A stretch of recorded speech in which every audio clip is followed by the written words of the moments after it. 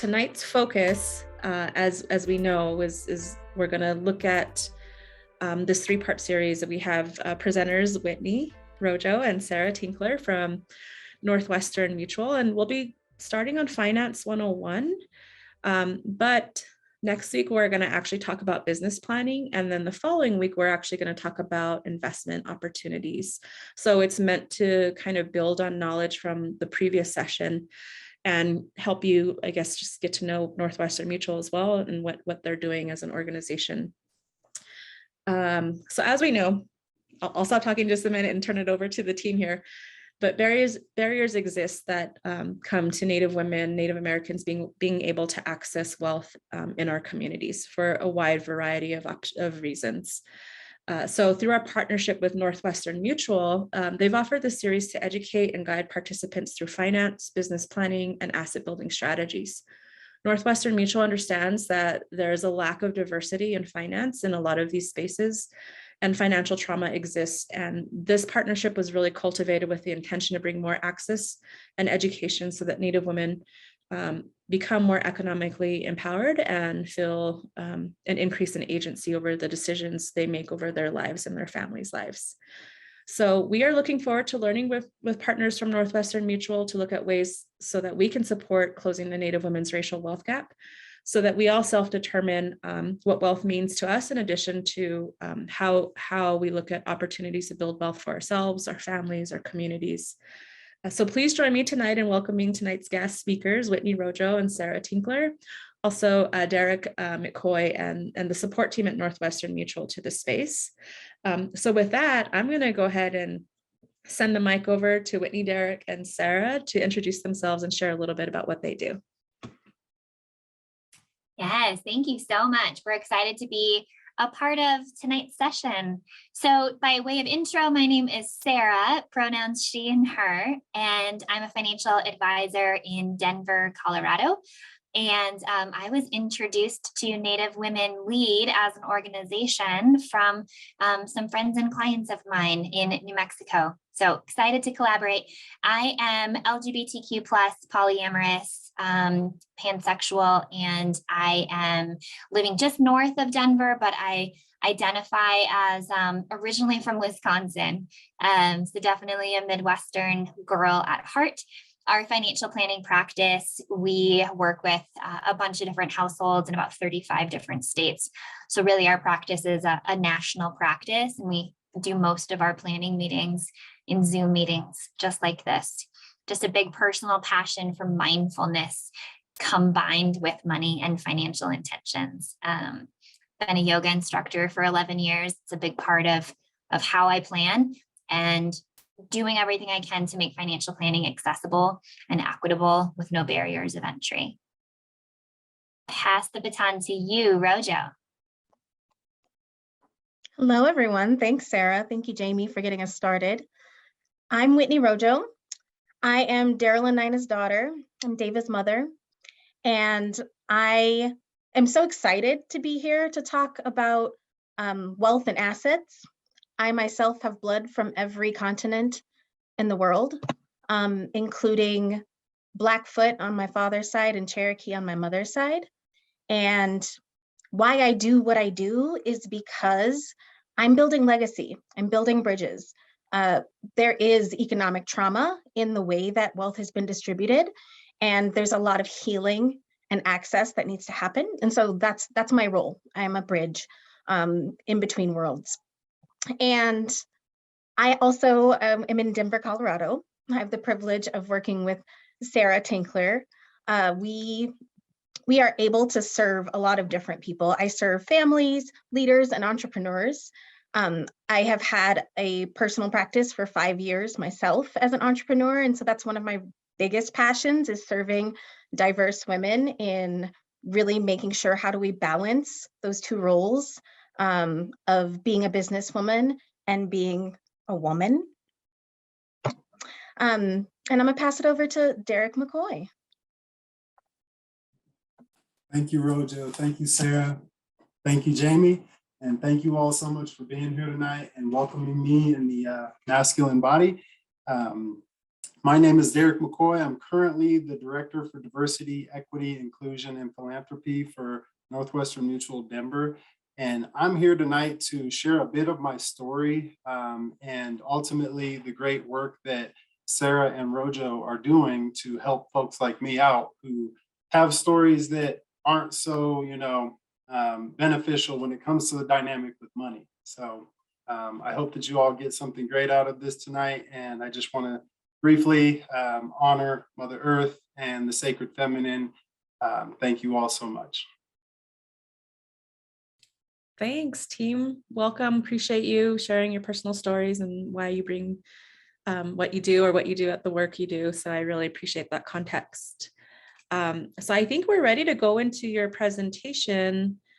And yeah, so I'm going to just hand the mic back over, but thanks. We welcome you. Absolutely. Rojo's going to start us off here a little bit with a bit grounding meditation. Rojo, do you want me to pause on the screen share until you're done with that part of the conversation? Let's do, so that we can really focus in where we are. I noticed we have muted mics and cameras off, and that's perfectly fine. But please feel free to get in a comfortable seat. Sit quietly and notice your breath as it enters your nose, your windpipe, your lungs. Simply follow it as it goes in and out of your body.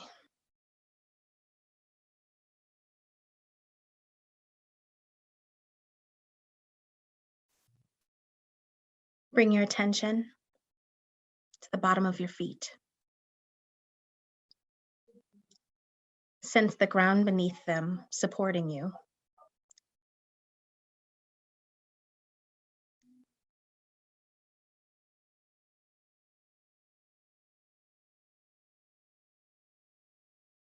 Move your attention to your back, the sensation of it pressing lightly against a chair.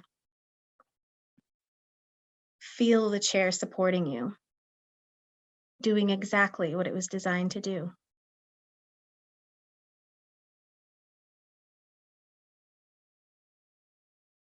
Now call to mind a person, a place, or a pet that makes you feel safe and secure.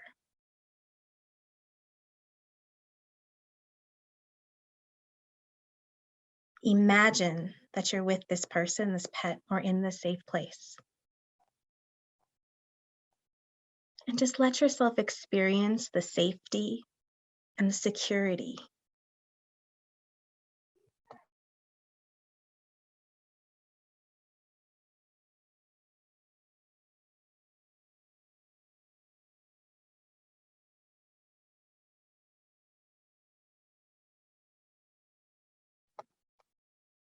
Now check in with your body.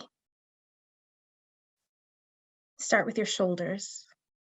How do they feel? Are they relaxed or constricted? Closed or open? What about your neck? Your jaw? Your major joints? Your shoulders? Your toes? Your sphincter?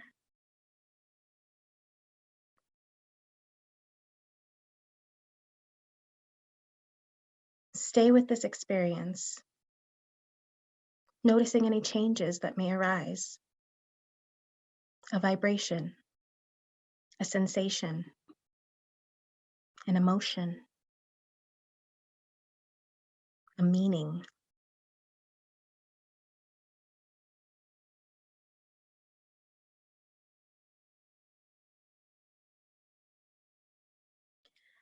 Now imagine this comforting person, pet, or place is gone. Instead, there's an angry stranger, an unwanted guest standing in front of you. The stranger's arms are crossed, and he or she is glaring at you.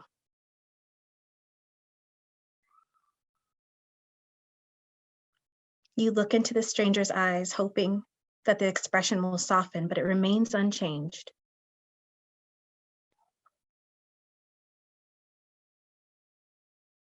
Now check in with your body again. How do your shoulders feel? Your neck, your jaw, your back, your sphincter, your toes.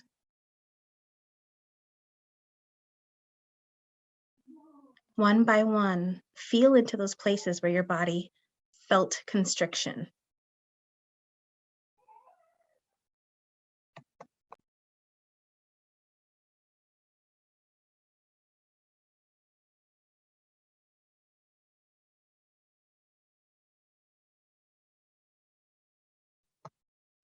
Now send away that angry stranger. Bring back the comforting person, place, or pet. And for several deep, full body breaths, relax in the safety that this presence brings you.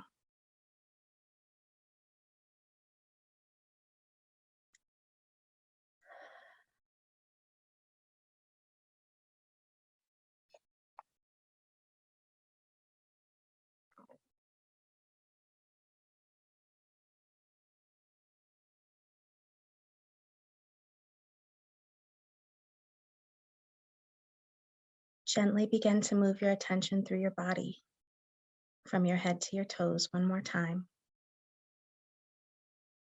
Feel into the spot where you sense softness.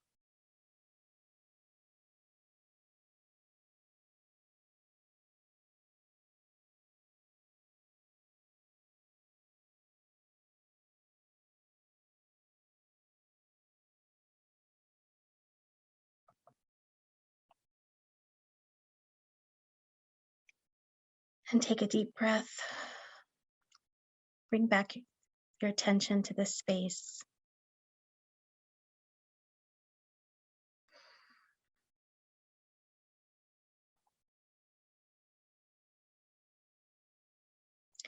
One of the things that we're going to talk about is our relationship with money. And I want you to notice throughout the presentations each time, where do you feel it in your body? Does it feel like a safe and secure friend? Or does it feel like an angry stranger?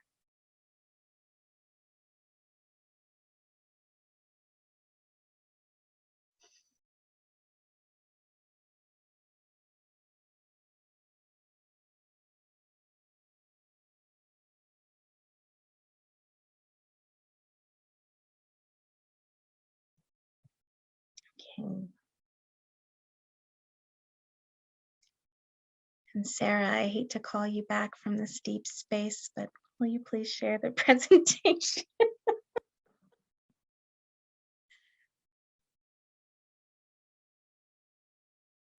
So as we're going through, feel free to write anything in the chat. If something resonates with you, you all have reactions, little emojis. I personally like to use the love and the money ones because those are the two things I'm about, love and money. So if you want to drop a heart, sometimes if you're feeling something and you'd rather not say it in the chat, that's fine. You could also feel free to unmute yourself and ask a question as well. That's perfectly fine. You can be interactive. Okay.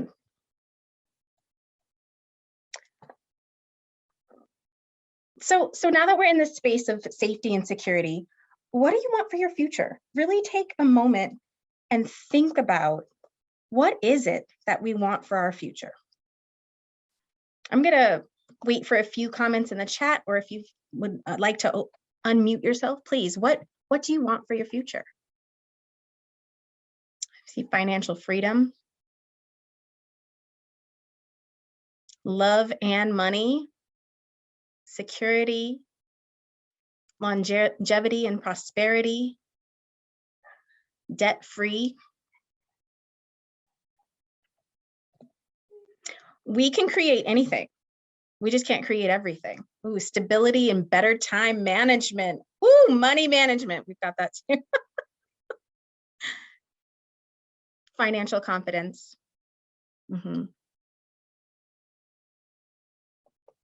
Well, we've got, you all received in an email a financial worksheet.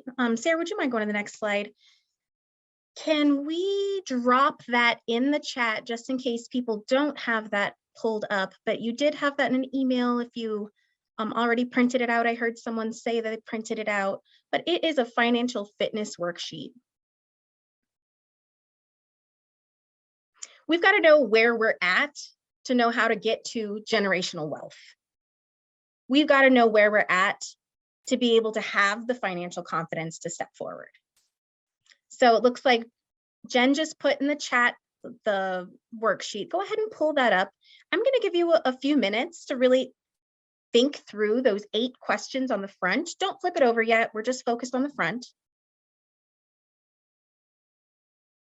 And fill out that quiz. Be honest with yourself.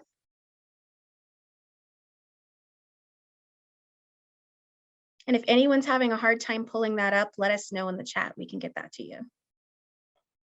Okay, we'll take a few minutes. Go ahead and answer those questions honestly with where we're at today. Not where we want to be, where we're at today.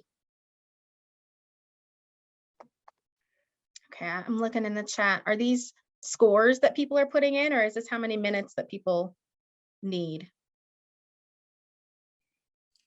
I think these are scores. So we're getting to the scores. Perfect. Excellent. Yes.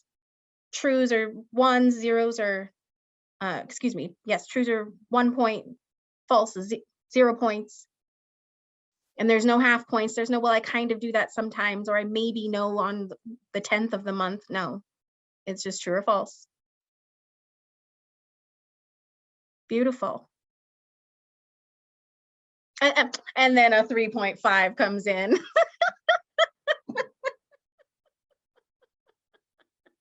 No half points here. No half points. No kinda.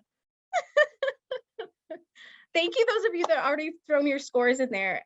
Everyone else, go ahead and just throw your score in there if you're comfortable. We're in a growth space, so this is not a judgment space. This is a, now I know where's an area I need to focus on.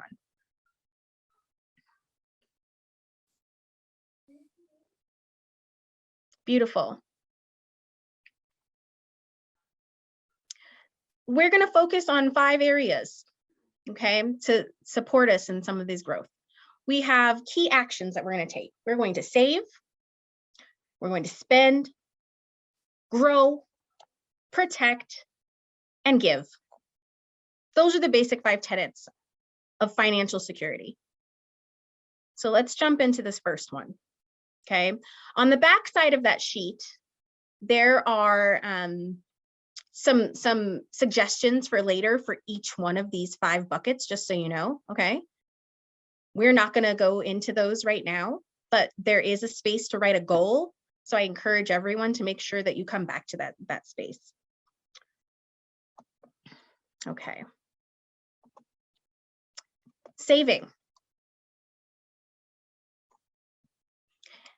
It's recommended in the industry to save about 20% of what we make. Doesn't matter if you make a lot or a little, we want to manage what we have. We want to save about 20%.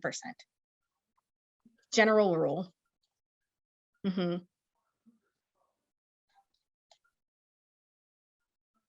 Now, an emergency fund. We want to think through emergency funds. Here's a stat for us. 39% of all Americans can't cover an unexpected $400 expense without using a credit card. I saw some people saying that they don't use credit cards, asking if that's good or bad. That's something that we could talk about as well. But 39% of Americans, that's a huge percentage of people that aren't able to cover $400.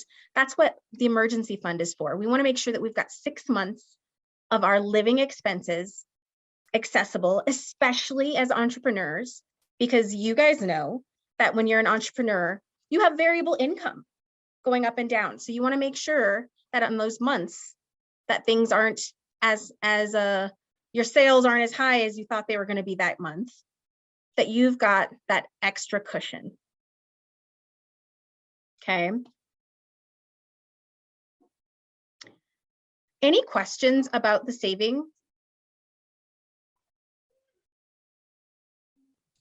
Can you go back one slide real quick? Oh, 6 months. Okay. Mm-hmm. So if I could chime in just a little bit here, Rojo. Of course. One of the things is there's this 6 months is a rule of thumb. So please take this as flexible and fluid and apply it to your situation. If your income is quite volatile, up and down and unpredictable, 6 months is beautiful. 6 months of your necessities. If there's multiple income streams coming into the household, or if someone has a pretty steady, predictable paycheck, maybe 3 months is okay. And if someone has lots of humans depending on your income, or a brick and mortar business that you own, or you are the absolute breadwinner, maybe more like 12 months. And again, 3 to 12 months depends on the person, depends on the situation, depends on the income, but it also depends on your gut comfort level, right? Your intuition and your wisdom. Some folks will feel too lean with 3 months, and some people will feel too lean with 12 months. And there's no right or wrong. So just check in with yourself with what feels good. This is just our general rules of thumb. Mm-hmm. And a question came in from the chat from, I believe it's Kyle. I hope I'm saying that correctly. Do you tend to separate the savings from your others in a separate account? And the answer is yes. You want to have just an emergency fund for the wins. It's not what if, it's the win. It's the, oh my goodness, the furnace went out. Oh my goodness, I need a new down payment for a car. Oh my goodness, baby's medical bill. Like it's the things that are coming up. We know they're coming up. They're not accounted for in our expenses, but we know where they're going to come from. They're in this account, and we're going to pull from it.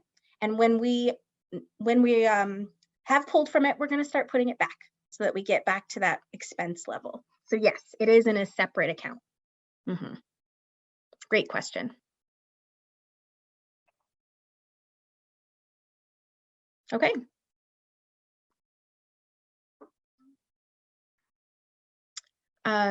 In the chat as well, typical monthly budget about 3,700. So this means that I should be saving around 22,200. Yep, as a goal. Mm-hmm. So the first step is I have $1,000 emergency savings. Then we're building up to that 3 month. Then we're building up to the 6 month. Mm-hmm. Because when we have a plan, we can do anything.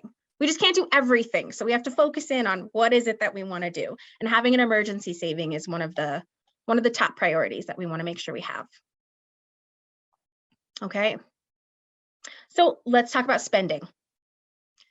Just as Jamie was saying here, a monthly budget for spending. How many of you are tracking that? She was able to come up with that number pretty quickly. She was like, I know I'm spending about 3,700 a month.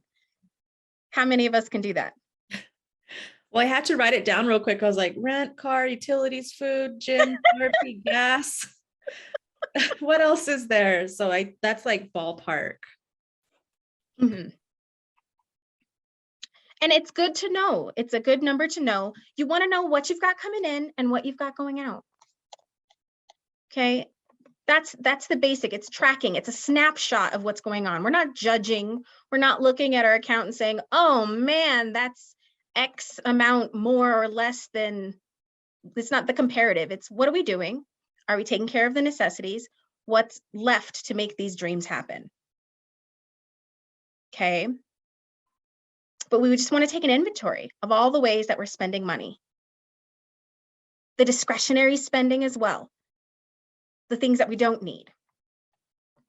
But a general rule that we can follow is 20% into savings, 60% going towards our essential needs, our necessities, right? The housing, the food, the insurance, paying off any debt. And then we still have 20% towards the entertainment, the personal, the clothing. Okay, but we want 20% going into the savings and investings so that we are planning for that. I've got a couple of questions here.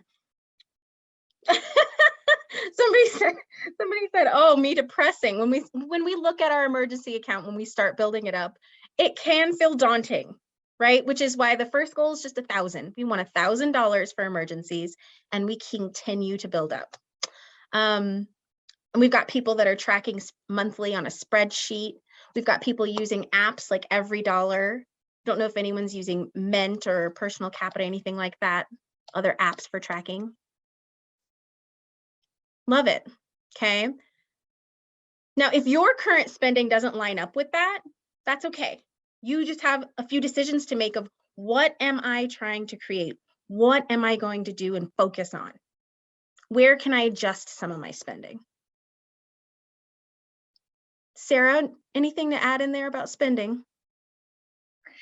I would also, I think it's like a personal reckoning of like being really honest with ourselves. And sometimes we might have been kidding ourselves a bit, and it feels really naked to just take an inventory, but that's bravery. And it's courage, and it's not shoving it underneath the rug, but it's accessing that. I would also add, there's a lot of ingenuity and creativity that all of you women entrepreneurs and business owners have to create more income. So don't forget that also comes into play here. Don't underestimate your ability to have side businesses, side hustles, to barter, to trade. Some of my clients are, massage therapist might trade with the hairstylist, and they're swapping and trading. So the massage therapist gets free haircuts, and the hairstylist person gets free massages. And we can do that when we're thinking of any personal care, child care, pet care, things like that. So don't underestimate like the non-money ways that you can still be collaborative in your community and sharing of your talents and helping people share of their talents. And also you've got this infinite well of the ability to earn money, so much creativity. And so if you're feeling like, oof, my essential expenses are 99% of my income, what does that mean? What do I do? You could, of course, see if you can trim any of the essential expenses or trade and barter for any of the essential expenses, but don't underestimate your power to also earn more in little simple ways.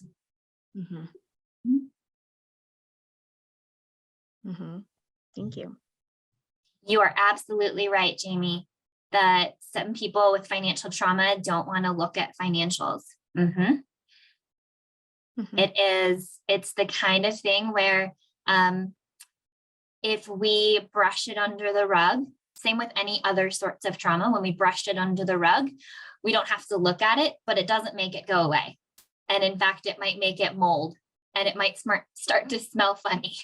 But cleaning it out is a very honest, high integrity thing to do, to have stewardship over these dollars that have happened to come your way. And it's also liberating. It also gives you the choice. One area that people often misjudge is in eating out expenses. If you were to estimate how much you eat out, it's probably a lot more than when you would estimate. A lot of people make that very small estimate, So yes, we want to make sure that we're taking that into account, making it clean trauma that we're not passing on instead of that dirty trauma we don't deal with and we pass on. Okay. Well, with that, let's jump into the sexy growing part. So in our financial planning practice, Rojo and I joke around that the unsexy part of the conversations is the debt and the savings and emergency savings and the oh crap scenario stuff. The fun, sexy part that everyone is excited to learn about is investing.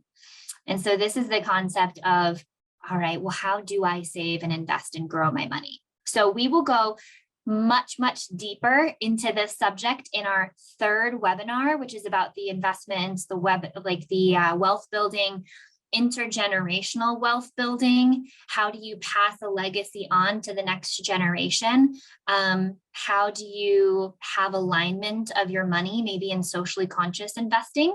So there's no oil and gas or pipeline money companies in your investment portfolio. We'll go much, much deeper. This is just a high level introduction for this part here. And when we're crafting a financial analysis for somebody, we think in terms of each dollar having a job description. So what we mean by that is the human brain, we tend to think in a straight line. We tend to say, I'm going to save up and then I'm going to do this. And then when that's done, I'm going to save up and then I'm going to do this. And when that is done, I'm going to save up and do this. And then you're 55 and you haven't started anything for retirement yet. So we're encouraging you to think of hitting all the goals at once in one small little, just setting up a good habit of a systematic savings. And it doesn't matter how tiny it needs to be, but having some of the money going to that far right category of retirement accounts. Having some of the money going to, for example, that far left category, like really short-term savings goals. Having a little bit of money going towards what we would call midterm goals or long-term goals. What do you want to do 2 to 20 years from now? And it's not necessarily first like a sequential straight line, but it's a smattering of a tiny bit to a lot of things all at once.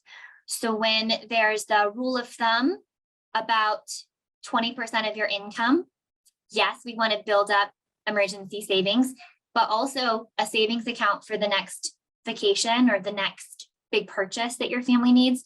Also being ready for what's going to come up in 2 years and 5 years and 10 years, and then being independent and strong in your retirement years with a good financial background.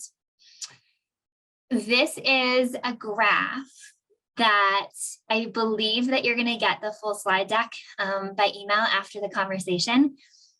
All I want you to know is if you can encourage all the very young people in your world and in your life to start saving and investing as young as possible, you don't have to set aside as much money, and it'll grow into bigger money, bigger than someone who starts in their 40s or 50s.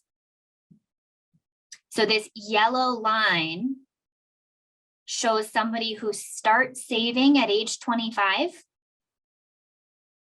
and they end up having more than double at retirement age what somebody is who didn't start till they were 35, which is then double of somebody who started later.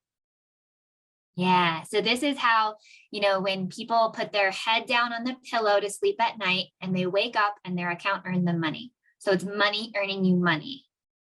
Yeah, I agree. Money earning money.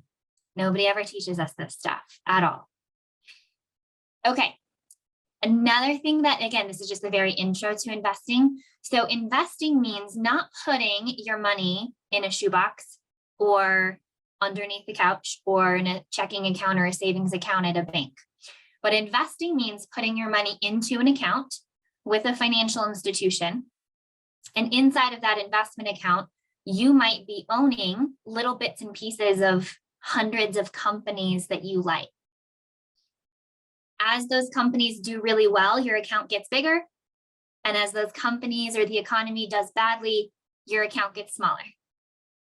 So this little line chart is just to show volatility. Your account's going to go up and down and up and down and up and down. But it might look like a yo-yo going up an escalator. And back to this chart, it's not a smooth line. Add a squiggle over that yellow line. It's going to be up and down and up and down and up and down, but over the long term, upward trending. Okay. When we're talking about the basics of investing, it matters how long you want to be invested. So what is your goal? Maybe the goal is to buy a house in 3 years. Maybe the goal is this is my money for when I'm an elderly woman. Maybe the goal is, I want to save this money for my child to have seed capital to start a business when they turn 20. And so it matters that, like, how long you want to be investing. Step 2, it matters if you want to have your account grow really fast and be on a big roller coaster of lots of ups and downs for big return potential, or if that would make you really queasy and it's not worth it and you want to have it maybe on the little kid roller coaster where it's just not as high, not as low, but it's still a really good growth, better than cash. And so your constitution, your guts inside of you, your comfort level could be different for different types of people and different types of accounts. Step 3, inside of an investment account, we want to have diversification, meaning we don't want to have just one type of company inside of an investment account, because it could have a scandal, or they might have something go wrong. They might not be innovative. They might not be a fantastic company to have in our portfolio. So all that you need to know about diversification is just have tons of companies and tons of locations and tons of industries, because if one of them struggles, the other 99 are fine. Step 4 is discipline in any investment strategy. Try to not panic when the market takes a dip, and try to not get too euphoric or excited when the market's at a big high. So it's this discipline of every month, I'm just going to trickle in this tiny little amounts of money. And sometimes the market's up, sometimes it's down. I've just set up this habit. I've automated it. And step 5 is momentum. Momentum just means that your account balance earns you money. The next year, you've got a bigger account balance that earns you bigger money. And the next year, you've got a bigger account balance that earns you even more money. So it's this momentum. The growth happens faster and quicker, the bigger your investment account strategy goes. And then Jamie just threw in the comments here. I feel like that's such a mind shift when you live paycheck to paycheck. Absolutely. I 100% get it. I didn't grow up with much money. My parents were kind of financial hot messes, and I love them and I adore them, but I didn't learn about investing. And what I can see from the investing space and my own experience, my clients' experience, is when you start to year over year be like, whoa, my account grew 6%. Whoa, my account grew even more. Wow, it grew even more. It's this excitement. And again, it can be like $10 a month. Like there's no barrier of entry. There's no minimum, any sort of little trickle. There's a lot of great apps out there for some folks who just want to put in even pennies, just rounding up transactions and investing pennies. That's okay too. And then Chris, you had a comment in the chat here talking about diversification, different accounts or institutions.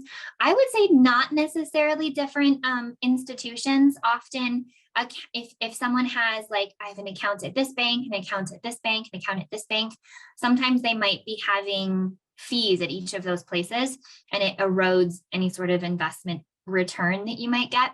But diversification meaning like inside of one account, like if I have a retirement account, and I have it really invested for the long term, inside of that one account, I might have large US publicly traded companies, small US companies, international companies, emerging markets. I might have some cash. I have a bunch of different, like it's might have Amazon and Apple and Google and Microsoft in the portfolio, but it's not going to be all one company's stock. So you want to have lots and lots and lots, and again, of any sort of structure. And Rojo and I specialize in socially conscious investing too, which we'll get into in the third webinar, is how do we strategically exclude companies that are heavily involved in gender inequity, civilian firearms, military weapons, deforestation, carbon footprints, prison industrial complex, border securities, tobacco. How do we strategically exclude those types of companies from our investment portfolio? Yeah, and Simone, exactly. That's one of the apps that I was thinking. If it's literally just like pennies, that is what the savings and investing capacity is. That's great. Yeah, cool. We will skip through some of this.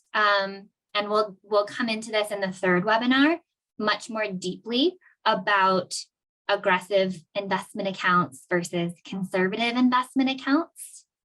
And this is that introduction that, again, we'll dive much deeper in the third webinar about socially conscious investing. On the far left is typically how older traditional investing is, which is, I want to make money. I don't care who gets hurt. That's not okay with us. The next three little categories is the type of investing that we try to do, where we're trying to still make a profit and earn money and grow the accounts. But can we just strategically exclude companies that we don't like? Yeah. So Ari just dropped in the chat the Acorns link. Perfect. Make sure that when you're selecting what investments you want to have, that you're not selecting companies that are involved in things that you don't want to be a part of. Yeah. Cool. And then expert guidance, of course, Rojo and I are happy to have a free private consultation with any of you all and answer like specific questions. If maybe you feel a little shy or just unsure about vocalizing it here in this group or in the chat, we're more than happy to do it, because it just depends on each person very uniquely. All right. And then we're just about out of time. I want to make sure that we're leaving time, Rojo, for Q&A, but I know we've been kind of doing Q&A throughout. So maybe, Rojo, if you want to touch on the idea of just like high level protection pieces, and we can talk about it more in the next webinar about business owner stuff too. Oh, I think you're still muted, loves. I agree. I want to leave some time for Q&A. And I want everyone to do a body check right now. We just dug into different pieces of money, right? And I want you to remember that thought about being a safe, secure friend. I want to point out that those of us that have been systematically excluded haven't been taught about money being a safe, secure friend. So talking about it in this way does bring up emotions, right? It does put your brain all over the place. It does feel a little sticky. So I want you to just notice that that may be happening for you. And the protection piece actually is the piece that we want to make sure we have in place so that we can make our money work for us. We want to protect the most important piece of the whole puzzle, which is us, the people. This is about people. This is about people thriving. That's why we want to build wealth in the first place. And we can't do that unless we have our income protected, unless we have our bodies protected. And so that's a huge piece of the planning that we look at, is how do we make sure we are protected from illness, injury, and our families can still make sure we have what we need. How are those necessities still there? Okay. That right there puts a little peace of mind on the puzzle. By having those protections in place, we know what we have to invest in. We know what we have to put towards the things that we care about the most. Mm-hmm. And so, yeah, with that, I think I'm going to stop there. Sarah, was there anything else that you wanted to say about the protection piece? No, I think that's good. And I want to leave a little space here. Derek, do you want to share for a minute or two kind of what's on your mind and what's on your heart? Absolutely. Thank you, Sarah. Thank you, Rojo. That was fantastic. I was taking notes the whole time myself. I have been getting advice around this for a while. I am new to Northwestern Mutual, been there since August of 2021. And I just want to basically encourage those of you for, first of all, thank you for putting where you're kind of at on that score at the beginning here. A lot of folks are around a 3, maybe even less. If I go back 3 years ago, I was at a 0 myself. And I grew up really under the same narrative so many of you have been under, which is like, hey, I'm going to work to the grave. I learned how to work hard, but I did not learn how to let the money work and grow. And ultimately, that's because of the wisdom of the lady I'm married to and Miss Sarah Tinkler here. So I had to do a self-check on the narrative I was telling myself about money, though. Growing up with the bootstraps narrative, I learned to view money as the root of all evil. And ultimately, I've shifted my perspective to really see money as a tool for leverage. And I just want to applaud all of you for really taking the courageous steps to empower your money narrative and use that money for leverage to get your goals that you deserve in this life. And this money has degraded women for far too long. And as a person carrying masculine privilege, I just want to honor all of you and the strength to give life to this world. And you all deserve so much care for yourselves and love from us all. So I just want to applaud your efforts and encourage you to continue, regardless where you're at on your journey, to take some of these tools and leverage them for your benefit and your community's benefit. I can't thank you enough, Jamie, for having us. Ari, Sarah, thank you so much for your voice, your wisdom. Rojo, those visualizations were spot on and really helped me to kind of confront the narrative in my body with regard to my history up into my current with money. So thank you all so much. Much love. That's all the bits I had. Beautiful. Rojo, do you want to bring us all home and round this out? And we'll turn it back over to Alicia. I want to breathe in the comment that Jamie wrote here. We are all deserving of wealth and abundance. Just. I'd like to chime in. Please. My name is Mia Richards, and I found this series very informational. I'm a financial counselor, and so everything that I've learned here is just spot on, and I appreciate the knowledge. Thank you for being a part of this, Mia, and thanks for your brave work that you do. Oh, and in the last 3 minutes, what are your thoughts about cryptocurrency? You know, that could be a whole webinar, Kyle. We've had a lot of questions about that, so we might have to think about, just some like 101 around crypto and finding the, folks that can speak to it for sure. Thanks for that question, Kyle. I know you guys shared a financial fitness worksheet. Is that something that people can do to kind of journal or like kind of self-check where they're at right now? Definitely. Okay. That's a snapshot of where we're at today. But again, I believe that on the information you received, and if not, we can send out an email as well. Both Sarah and my information is there if anybody wants to speak specifically about their individual situation, their household, their business.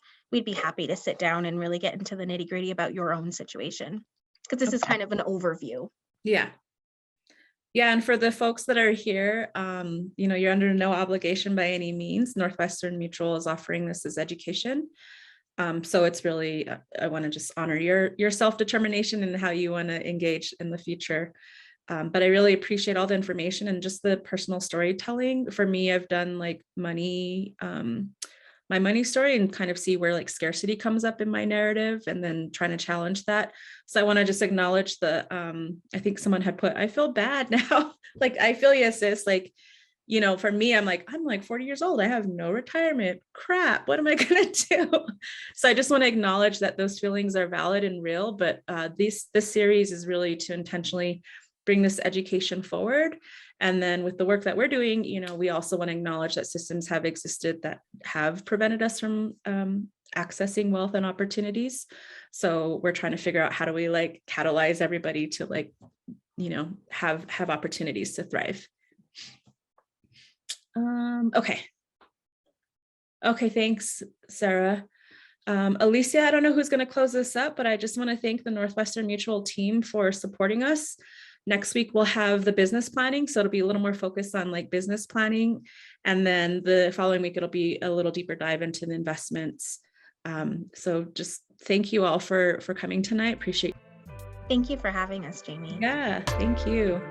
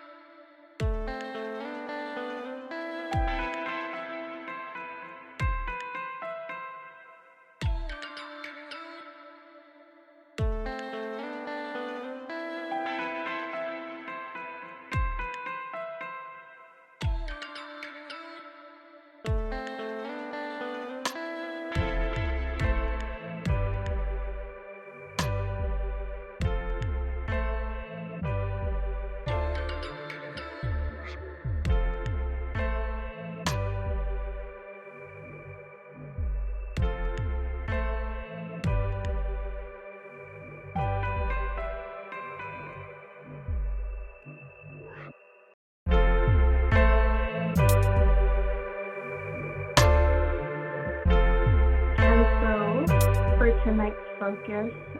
We bring to you our Wealth Building Wednesdays, part 2 of our 3-part series with our amazing partners, Northwestern Mutual, Shara, and Rojo. With our Wealth Building Wednesdays offerings, we really want these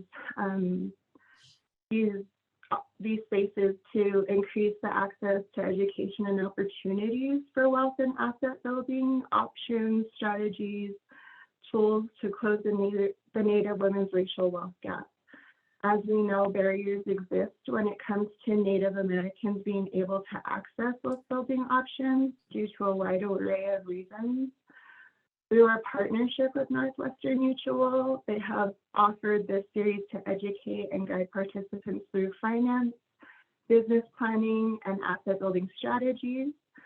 Northwestern Mutual understands there's a lack of diversity in finance and financial trauma does exist. And this partnership was cultivated with the intention to bring more access and education so that Native women become more economically empowered.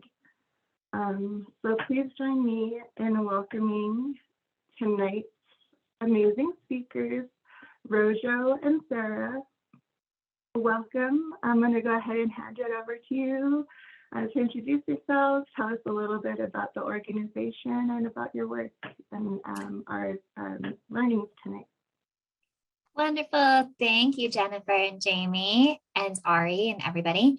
So my name is Shara. I'm coming at you here from Denver, Colorado, and I was introduced to the amazing work of Native Women Lead from some of my clients in Albuquerque and in New Mexico, and love this opportunity to meet you all. So thanks for letting me be a part of the group. So a little bit about me. So I am about 37 years old and I'm originally from Wisconsin and I've lived out here in Denver for about 11 years. I've been with Northwestern Mutual for 15 years.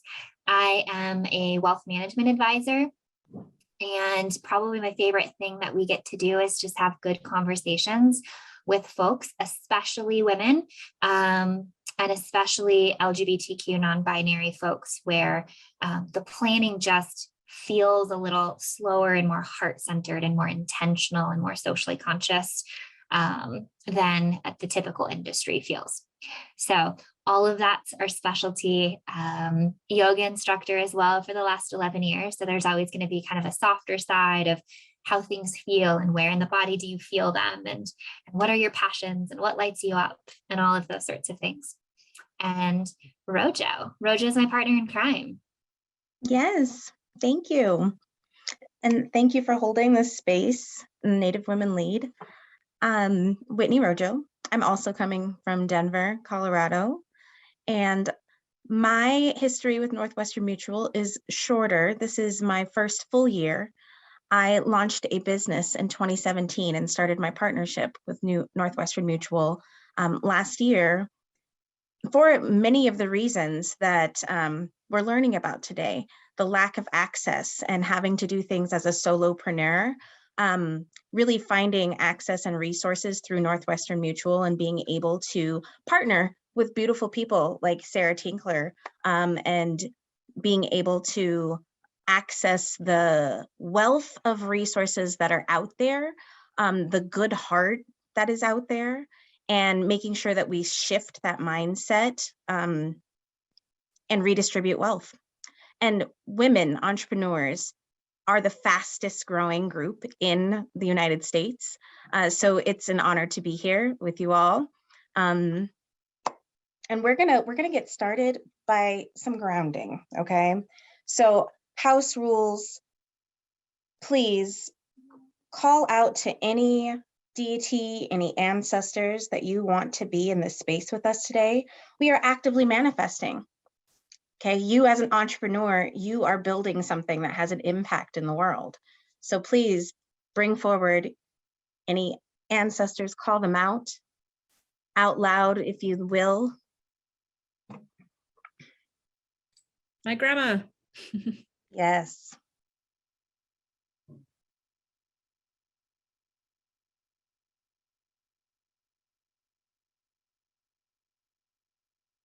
Allow them to come to this space. And we're going to get started with a little meditation. So whether or not your camera's on or off, feel free to close your eyes, to stand up if that feels good in your body. Please allow your body to do what is necessary. We are sedentary in this virtual life we're living. So please feel free to stand up and face the direction that calls to you. Allow the sound of my voice to guide you.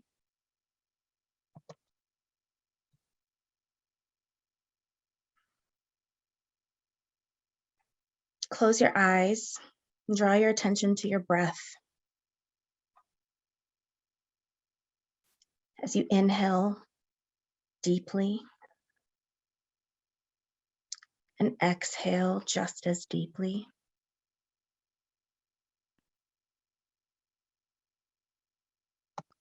Softening your body with each breath.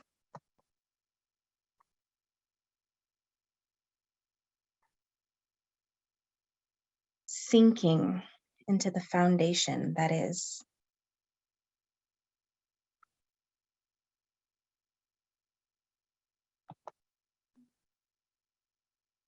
Notice how comfortable you are.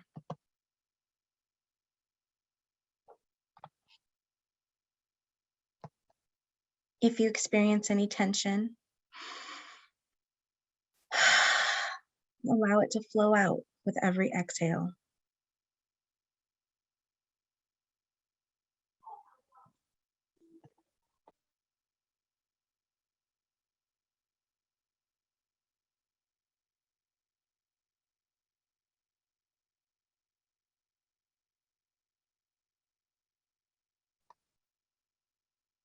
Observe how the universe provides you with the comfort and the well-being that you need.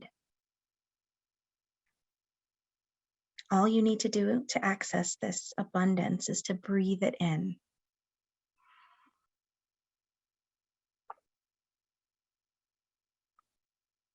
Bringing your attention to the feeling of contentment in your body and how good it feels. At this moment, you have everything that you need. Where you are is perfect. This abundance is always available to you. Observe how gratified you feel. It's okay to want more of this.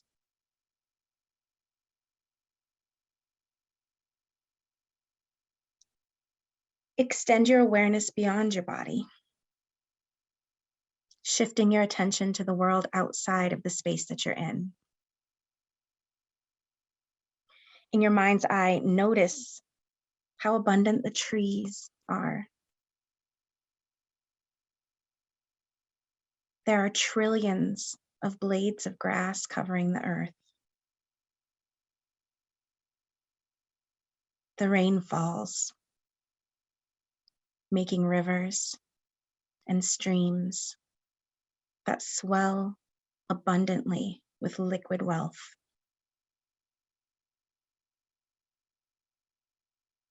Those bodies of water flow into oceans, where those droplets continue to move in the steady stream of richness that exists within the universe.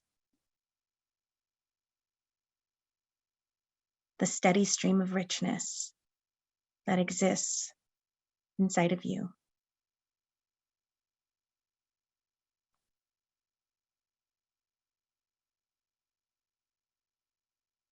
Mother Earth doesn't try to make herself smaller when she feels like it's getting too big.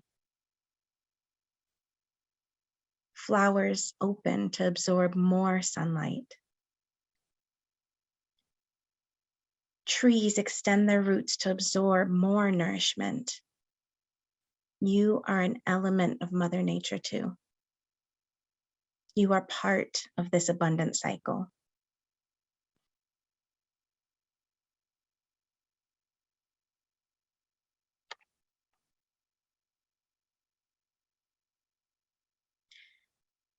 Imagine what abundance looks like, feels like in your world. Envision a world of your desires that is limitless.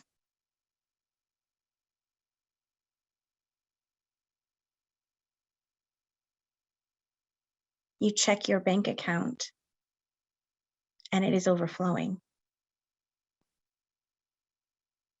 You have everything that you want, you need, financially or otherwise. You are prosperous.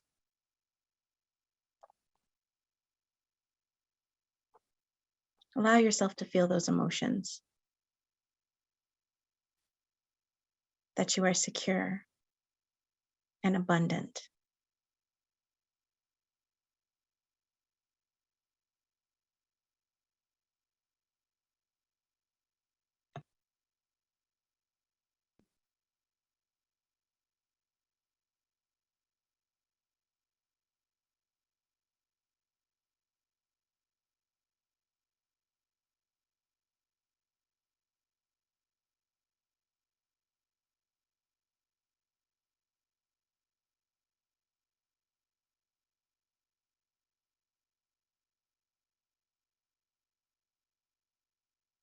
Wealth flows through the universe. All you have to do is breathe it in.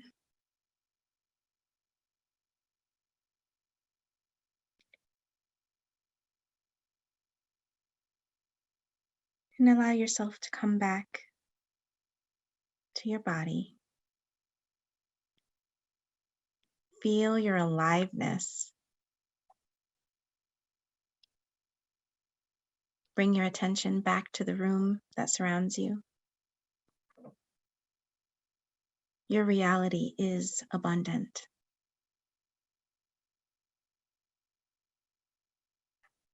And before you open your eyes, send yourself appreciation for making this a priority.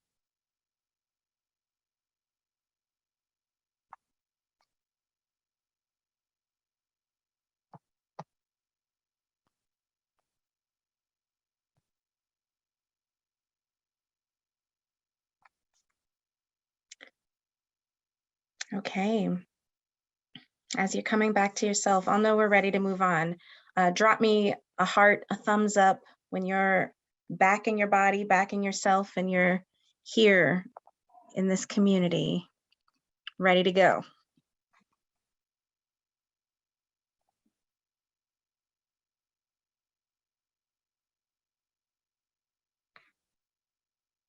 Okay.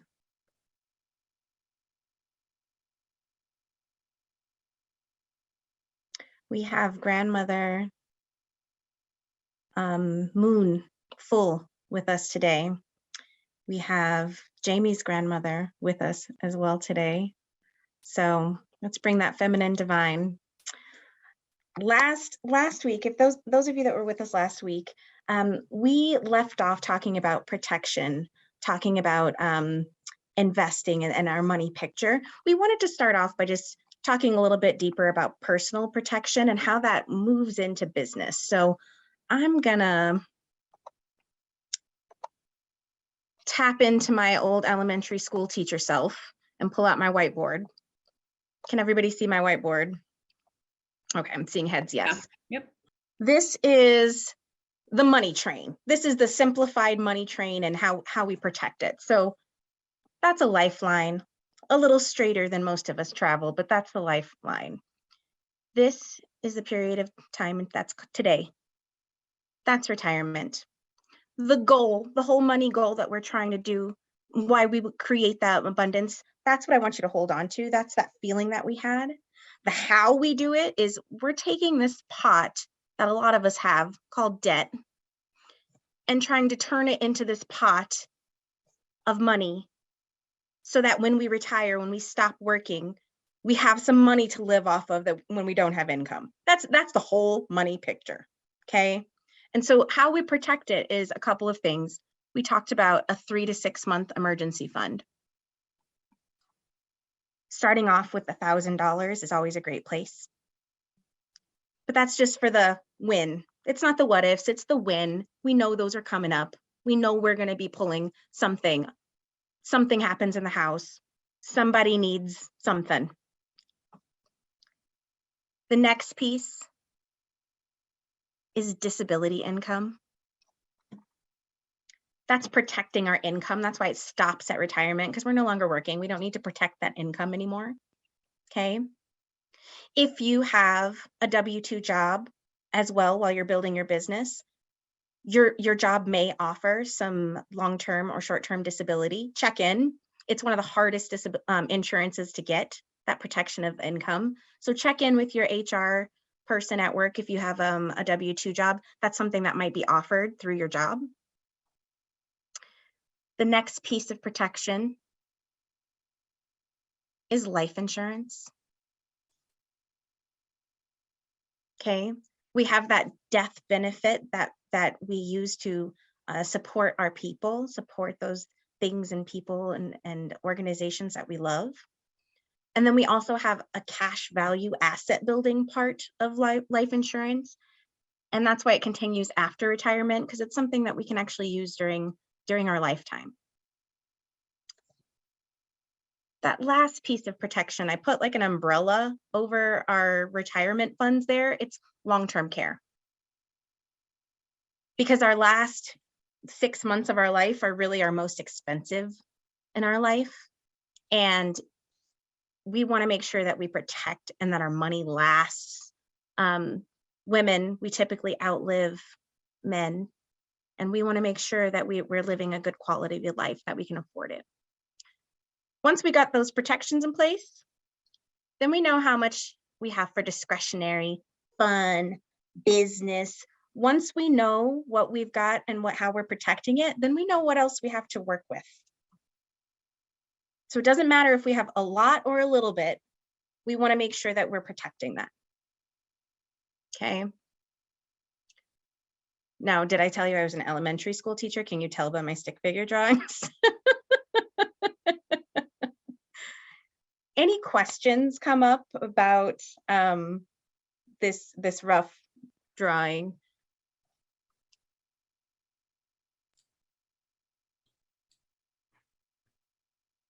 Okay. I think for me, I just, because I've been in like survival mode for a while, like, I don't know if I don't think I have the DI or I know I might have like, I think it's term life insurance through my bank. Mm-hmm. But as we talked last time, like I was like, I don't even have an economic safety net. So it's just helping me see the layers. Mm-hmm. Yeah. We're here. We're on this part and we've got we're in survival mode, just making it. Mm-hmm. Okay. Well, I'm gonna stop sharing here. And Sarah, anything that you want to add on the personal protection pieces before we switch into business mode? No, I like to think about, forgive my language for being a little cross here, but we think about like those protection pieces as the unsexy part of financial planning, saving, investing, wealth building. They're the stuff that our subconscious does not even want to think about. It is like palpably uncomfortable to think about us undergoing cancer treatments. It's really uncomfortable to think about us being in a fatal car accident tomorrow. It's really uncomfortable for us to think about unexpected expenses that are going to spring up that we might need an emergency fund for. So like, it's okay if that's the thought process and you're like, oh, it just feels icky. Like, yes, it's the unfun, unsexy, uncomfortable part of financial planning conversations. Mm-hmm. But the way that I like to think of it in my brain is the savings and investing. That's the fun, sexy part of everyone's excited to learn about the mysterious world of investing and sounds really intelligent at their next conversation with someone who's like talking about how they're investing. And it's like the sexy fun part. Mm-hmm. But without those little protections in place, and you can structure them really affordably, really easy, really right-sized for whatever fits with your budget. But without those like, oh crap scenario protections in place, you're going to have to drain all of the investment accounts just to make ends meet, or community is going to come together and do a GoFundMe, or we lean on support of family and friends and maybe strain them a little bit financially. And so I think of it as like wrapping bubble wrap around our investment planning, wrapping bubble wrap around our retirement accounts. And I also think of it as like being very compassionate to those who love you.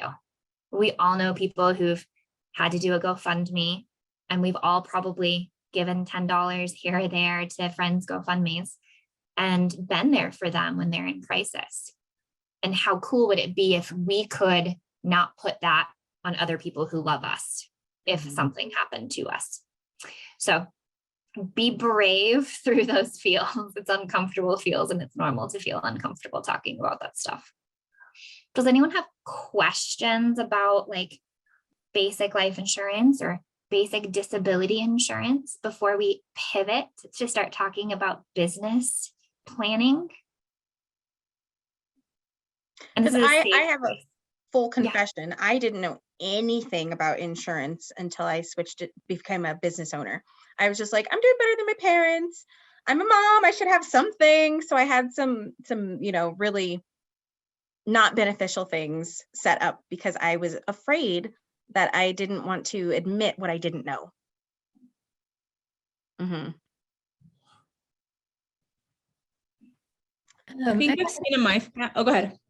Oh, I was just going to ask if you had any like quick pointers in particular, because so often women's labor is unpaid, and that's the situation that my family is right now, is that, I'm not the primary income earner, may contribute more in the future, but right now my labor and my care is towards taking care of my family. And what we've run into with, sorting out insurance and stuff is that financially that's not valued, even though, if something were to happen to me, my family would need a pretty sizable income to replace the unpaid labor I'm doing. So I was just curious if you had resources that you could point us towards, to be able to get that kind of insurance that would really properly take care of our families. Yes, great Certainly. question. And we're happy, Kale, if I'm pronouncing your name right. Is it Kale? Yes, it is. It's like the vegetable, just spelled differently. Kale, we're happy to have kind of a confidential chat and show you those numbers. But yes, caregivers, stay-at-home partners, stay-at-home spouses, stay-at-home parents, there's something that you get, it's called stay-at-home protection, because the idea is you are literally doing all of the things as the COO of the household. And it is a compensation that would very much be missed if you couldn't physically go and do all of those sorts of things for your family. So that sort of like stay-at-home person of a household is typically, you can do anything up to like a $2,000 monthly benefit, meaning you break a leg and you can't run all the errands and caregive and lift and shop and prep and clean and like run everything because all of a sudden you maybe can't drive. For those sorts of things, those sorts of policies would pay out a tax-free monthly benefit to your household to be able to pay for hired help, to have groceries delivered to your house, to have somebody who helps clean, to, run errands, to be able to support in any kind of like helping position that you might need. We understand so much of the banking and financial industry is designed against women. And Rojo and I have a strong philosophy that women, we just need to plan a little bit more careful and intentional than men do. Because first of all, we have the wage gap, right? Like we tend to make more than men for the same job at the same company. Plus, women tend to take time off. Yeah. Less. Sorry if I misspoke. Women tend to make less. It'd be fine if we made more. So women tend to make less. My apologies for misspeaking. And you all know that women tend to be the caregivers who are taking care of all generations around them of people who might need them, not just little babies, but aging parents. And so they might have, time out of the workforce contributing to a typical employer retirement plan. And that typical employer retirement plan is probably putting in a percentage of their salary to the retirement. So they're getting less put aside for their retirement than their male counterparts. Plus, adding insult to injury, women, we have a longer life expectancy than men. So like in retirement, we need that money to stretch longer. So it's like hit with a quadruple whammy of like women, we can't afford to just coast through some of these financial things like a typical male who maybe works a steady corporate job. We've got to just be like really intentional and harness it. But the good news, and I think we mentioned this in the last meeting, women are actually smarter than their male counterparts around investing decisions. Women tend to be careful, not change their strategies on a whim, like research things, dip a toe in the water, see if that feels good, dip another toe in the water, see if that feels good. Women are much less jump off a cliff with wild emotional decisions than men. So it's just interesting, right? Gender is at play when it comes to how we think about money, how we think we're good with money or not good with money. Yeah. That's probably way more than Kale wanted in an answer, but please, everybody chime in. No, that's really good. It's it's very helpful to recognize or just to hear the reality affirmed because, in my own history, I have felt like just a little bit left out or like a little bit like the conversations didn't apply to me and have left me feeling, less than and confused. So I think just even acknowledging the realities and taking those first steps to, well, we do have to speak up for ourselves. So how can we do that to take care of our families is really helpful. Mm-hmm. And it's a huge part of our philosophy as planners, as holistic planners as well. We've also got in the comments from Jamie, these conversations can be taboo. And so we don't have them in our families. And sometimes when the situation does arise, it is difficult since there's nothing in writing. Yeah, I'll just say like in my culture and community, you don't talk about death because like you don't want to wish that on anybody or yourself. And I think it's hard too when people think about wills or estate planning. But then I also seen on the other side of that, like with my grandma, for example, where family fights break out because nothing's in writing, there's no will, then they have to go to probate, then they have to wait so much, for so much time to like even access her assets. And and then it's just really problematic, I think, on the front end of planning and like, scary to think about that, but then on the back end to also deal with it when it's not planned or it's not like kind of structured for family members. Mm-hmm. Thank you for sharing, Jamie. And if we can, as women here in this group and as naturally empathetic beings, if we can reframe our own personal financial planning as like the biggest empathetic gift that we can give to those who care about us, right? To just have it like clear and nobody's financially stressed when that happens.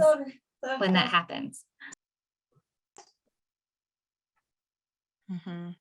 Safety nets for our children. And that's the legacy piece, the generational healing and passing on legacy is reframing and passing on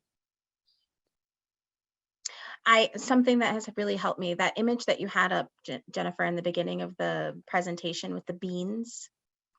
Something that really helped my own relationship with money was the mantra, money is just the trading beads of today. It's just the trading beans of today. And so thinking of it in terms of energy rather than in the historical context that have been placed on us as women, as women of color as ways that we've been able to accrue money or not. Really thinking about it as, nope, it's just the trading beats. It's just energy, and allowing that be the energy that I engage in this day.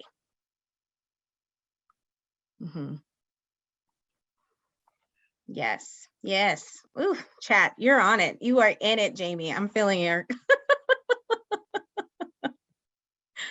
I'm trying, y'all, so please feel free to chime in. alchemy. We so appreciate it. Can you all see the computer screen of the slide deck? Does that all look good, Whitney? I can, yes. Okay. Good. All right. Well, here's all our info, all of our contact info. Feel free to reach out. Anything like that that you ever want to talk about, we're more than happy. And so this week, we wanted to normalize that maybe as a business owner, some folks have a lot of worries that are chattering very loudly at the back of their head. So in the comment section or verbalize to come off your mic, is there anyone here that owns a business or is an entrepreneur or makes something and sells it or does a service that receives money for it? Is there anyone here that's a business owner or solopreneur? Anyone? Shana is. Cool. Okay. And so this idea of we've got these things that keep us up at night. So we won't go incredibly deep down the business owner planning front. If it gets too overwhelming, like please raise your hand and like stop me. We just want to share and normalize that like there's a lot of unknowns and like every business owner has these unknowns talking in the back of their brain. This little image, it's like, can I retire in 10 years? Can this business fund my retirement? What if my business partner dies? Do I want to do business with his son? Now that I've personally guaranteed a loan for this business, I could lose everything if something goes wrong. If I get hurt and can't work, what happens to the business? What happens to my family? Middle of the night worry. Expanding the business makes sense, but can I get the credit I need? This business is a huge part of my life and my family's too. How do I make sure my family gets to enjoy the benefits of all my hard work? There's so many questions. Another one, I can't keep doing it all myself. How do I attract the right talent to help me grow my business? My biggest competitors provide great benefits. Do I need to offer more? I can't believe I missed another school event working late. The kids are so disappointed, and so am I. So for those of you who are entrepreneurs or business owners or in a side hustle or gig economy, like anything like that, if you want to open up your mic or comment in the chat, like what are some of your worries since your body and brain is the income coming in all the time? What's a stressor? And let's like normalize it so it makes others of us who maybe are wondering, is it just me? I want to like normalize that it's not just you. Anybody have anything that they want to share? Hi, I'm Shana. What gets to me is my business is we're located in Las Cruces, New Mexico, but our main business is in Taos, New Mexico. So we have I want to say at least 5 solid artists, including my husband, but I'm the sole proprietor of the business. And mine is just like trying to figure out how to differentiate or figure out the income. And I've been doing it on paper, but now I think we need an accountant. And so that's my biggest, like, I always worry about that, taxes, and I pay them out every 2 weeks. And because, it's like a job, they go in there, they open up shop. And basically what I do is I come in there and I do artwork too. But that's my biggest worry is like, how do I do this taxes with all these other artists that are there when it's all going under my name? Mhm. Are they like 1099 independent contractors? Does that phrase sound familiar? Or is it a No. cash business? Yeah, so basically I just send them the money, and then Mhm. you know, we went into this business blind, or I did, and we didn't think it would thrive, but it has, you know, and so it's so awesome, but then it's like, whoa. Awesome and terrifying and overwhelming and all of the things. And Shauna, I would say most folks go in and wing it and figure it out every day, something new and unexpected. Like, oh, wow, there's an unemployment like tax that I wasn't paying, and I got to figure out how to like fix the situation. So what a good problem to have, Shauna. That is such a good problem to have. Congratulations. That's awesome. I would, and Rojo, please feel free to chime in as well, but it's never a bad idea to have a trusted accountant or to have a trusted bookkeeper who can help to make sure that you're not paying more than you need to in taxes, right? Like we want to just pay our fair share. We do not need to tip the IRS in any way, shape, or form. And an accountant is going to be able to say and to help you track, maybe help you get onto, right, you're keeping track of here's all of the sales and all of the revenue that we make. And then you're subtracting out like, here's what I'm paying each of the artists, and maybe there's business expenses and things like that. And then what's left over is what you're being taxed on every single year, right? Does that make sense? Yeah. And probably an accountant is going to be able to help you even shrink that taxable income even a little bit smaller, because there might be different tax breaks or grants that you're not aware of. And as a solo entrepreneur that you are, there might be some interesting things that you can be doing to save and invest for your future through your own solo business, just you, business of one. That you can start to do that even further shrinks your taxable income. And a lot of what Rojo and I love to do is to kind of disrupt the financial system a little bit. It's like take the knowledge of like the 1% of the 1% who's just obscenely rich and take those crazy tactics and be like, okay, how do we help out the entrepreneur? How do we help out someone just launching a business? And those are the tax strategies. And we all get really frustrated about, oh, this bajillionaire owns 10 businesses and he makes so much money, but he pays so little in taxes. How in the world does that person get away with paying so little in taxes? And the idea is one business makes lots of money and the other business loses a lot of money, and they kind of offset each other. So for you, Shauna, being a business owner of one person, you can take some of those same things for writing off a little bit more of expenses. And an accountant will be able to give you the advice about what else are you maybe not thinking of, or do you not know about writing off on your income? And you could even shrink that taxable income a little bit lower, pay less in taxes, but also set yourself up for a really solid place.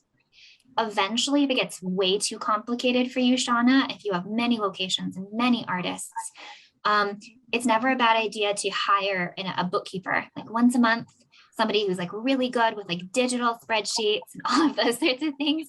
I find those people free you up to use your creative abundance power elsewhere. Like maybe your gift is in people, or maybe your gift is in brainstorming beautiful ideas. Like, right, we want to each be operating in our zone of genius. And you're giving money to someone else to help their lifestyle and their world, but you're also decreasing your taxable income and freeing up your own abundance to go create more income. That was maybe a lot, but Rojo, what else did you add, love? Shauna, were you about to say something? Oh no, yeah. I mean, that's what I really need to look into. I mean, because now we're opening up our shop here in Las Cruces, Barricade Culture Shop. So you know, it's going to be twice the, you know, so I really need, yeah. And so I was just wondering, like, a little direction on where do I go to get, you know, and I guess a bookkeeper, you know, I have to, and that's been told to me before, you know, but I like to do stuff on my own, but this is just getting, you know, I can't deal with numbers. I mean, I was a civil engineering student, but, you know, and my life took a little turn, but, you know. Yeah. As life does, it's not that straight line I drew. It's more, it's more like a treasure map. I would also add to that motivation to get the taxes in, like, first and foremost, Sarah and I are not tax consultants, so you definitely want to get, you know, a tax professional. But then two, a motivator for me is always, I don't want Uncle Sam getting any more of my money than Uncle Sam's gonna get, because pork chops here. oh, Mia, was that? Oh, okay, there we go. Uncle Sam has taken more than their fair share, so I don't want to give any more than I have to.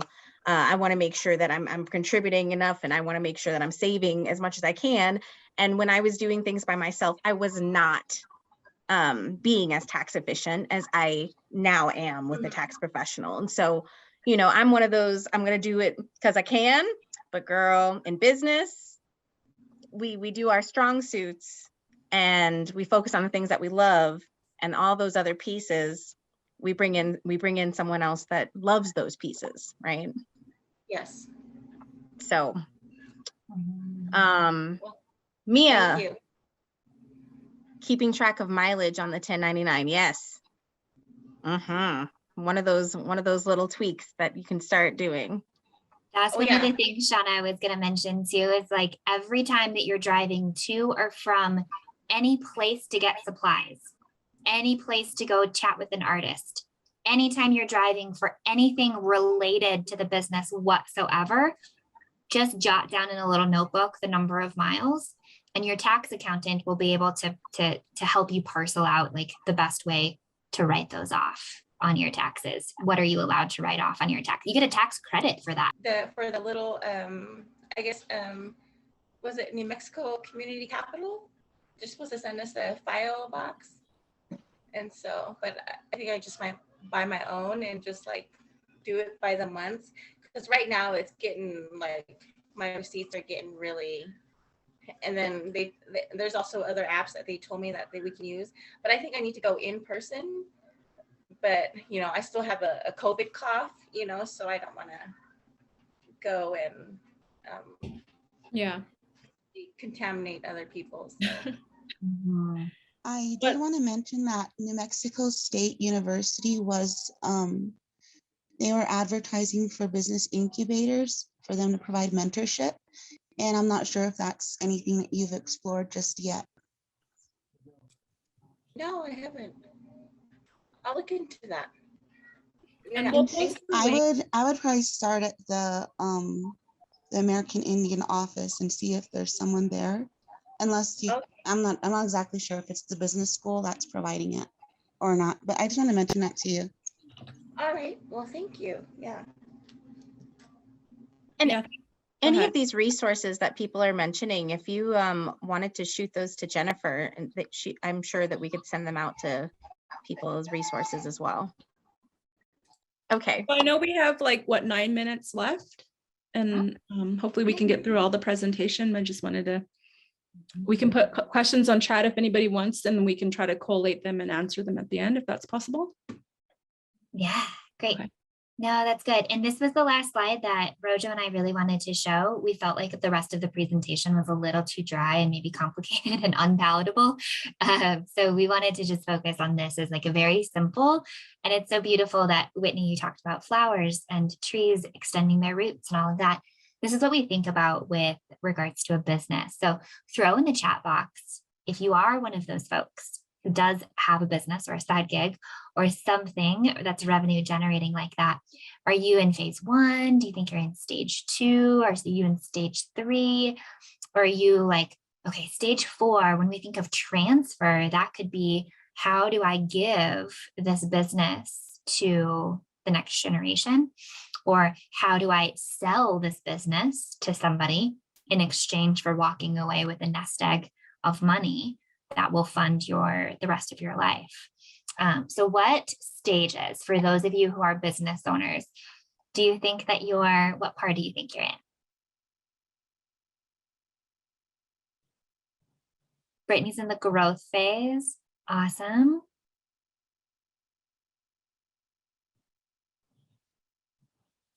Startup growth. Okay, good. Okay, so high level, just a couple of parts of, things that might pertain to folks for business planning. In a startup phase, we again think of like that unsexy, uncomfortable, oh crap scenario types of things. Like, okay, now that I'm a business owner, how do I get affordable healthcare for my family and my loved ones? How do I start thinking about what if someone sues the business? Or how do I start to think about, okay, what happens if like my number one artist in the business decides to leave or has some sort of injury or illness or death? Or like, what do I do? My business is really, the profitability is depending upon these couple of key people's talent. So a lot of that first part of planning, and I don't want to overwhelm by screen sharing this, but this is like just some of those initial pieces, and you all have this in an email. So if you want to have a one-on-one with us or in the Q&A time at our last couple minutes, ask some questions about this, we're happy to. A typical growth stage is like, cool, I'm really ready to expand now. How do I expand? Wow, we've got a lot of people now. We need to start being competitive and providing some group benefits. How do we make sure we're looking out for our people to make sure that they're saving and investing and they have all those same sorts of ideas? You're going to think about business succession too. Like, oh, wow, what if I'm killed by a bus tomorrow? What happens to the business? Is my child going to run this business? Probably not. Like, what happens? And then if things get a little bit more complicated, as you get bigger and bigger and bigger, we can do bigger pieces and then transfer. This is part of like, how are you going to transition the business? How is this going to be this beautiful thing you've built? How do you want to have this kind of go forward? Your legacy that you've created. So there's a lot of different pieces. Rojo and I do a lot of consultations with businesses and we help them with that initial startup stuff. It could be connecting with the right professionals, and there's a lot of really good ideas in the chat for good resources. But we'll open up our last couple minutes here. Does anyone have any very specific questions about business financials, business planning as an entrepreneur that we can address? And remember, next week's session is the big deep dive into investing. So we'll talk about some of those investment choices next week that business owners can do. Feel free to ask away. All right, Teresa says, I feel like established, but want growth. So we don't want to be on autopilot, right? We want to keep expanding, keep being abundant, keep being creative. All right, don't be shy. Any questions? Shauna had amazing ones. Thank you, Shauna.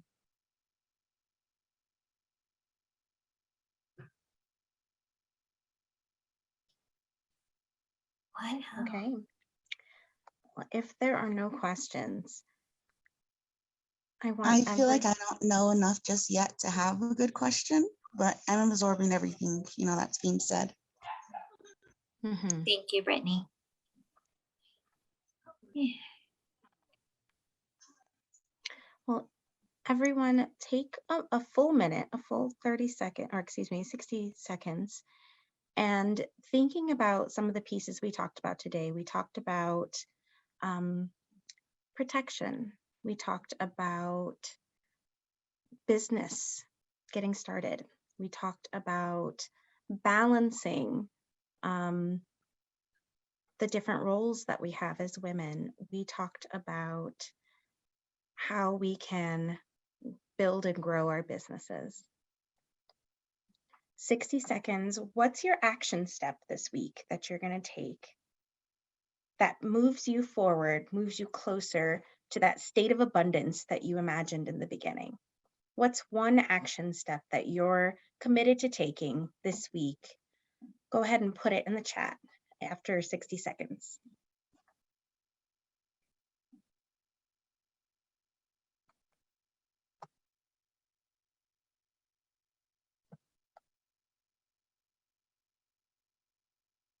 Okay, if you have pinpointed that one action step, one step that's possible to take this week, go ahead. We've got a few ideas coming in.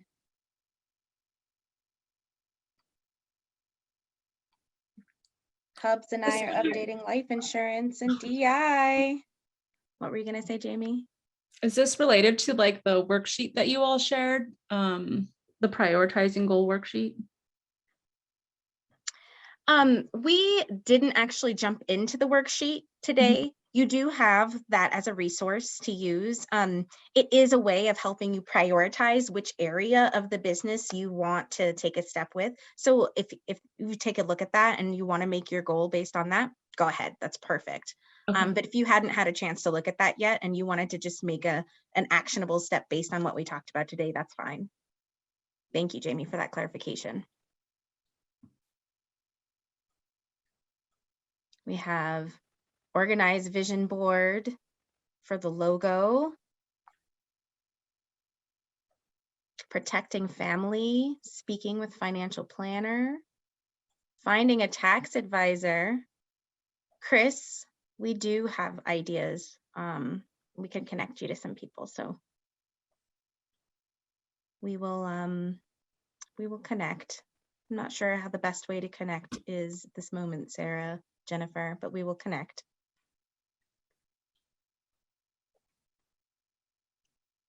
Yep, meeting with the tax dude to make sure the ducks are in a row.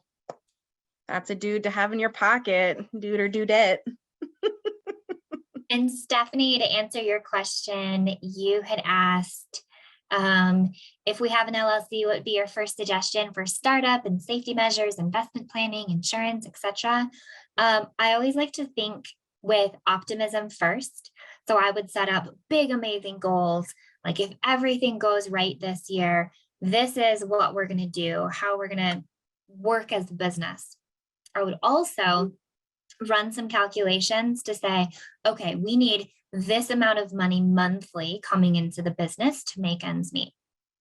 And then I would encourage you to bump that up just a little bit to allow enough for you to be setting aside some safety money, like a business savings account for unexpected business things, or for you as a business owner to be setting aside a little bit into retirement investment accounts for yourself. I would say it's common in that phase of the business for someone to have one day turn into 30 years, which is like, oh, I just lived, breathed, slept, ate everything business. I never once took chips off the table for my own financial picture.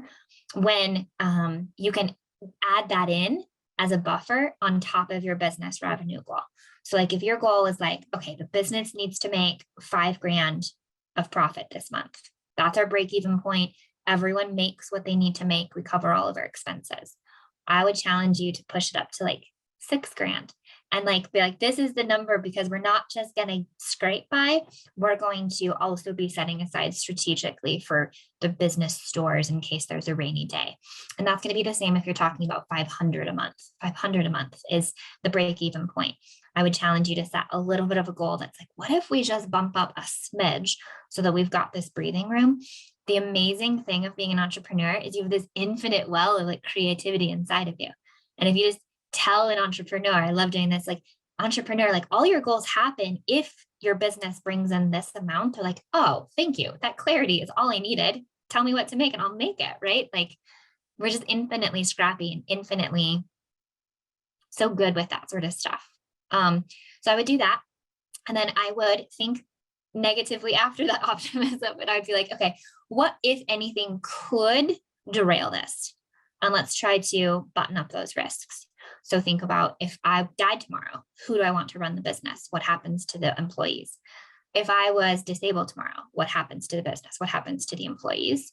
And then if everything goes right, how do I want to save and invest for the future, for the business, for business expansions. So definitely start with the optimism and the dreaming, including yourself.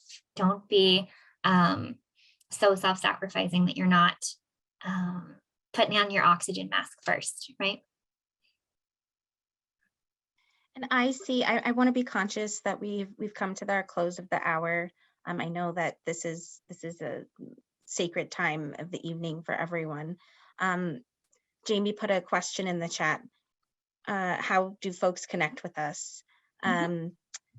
If you registered for this event, you've been getting emails from Jennifer, and both Sarah and I contact information is there. There's also a link to our calendar.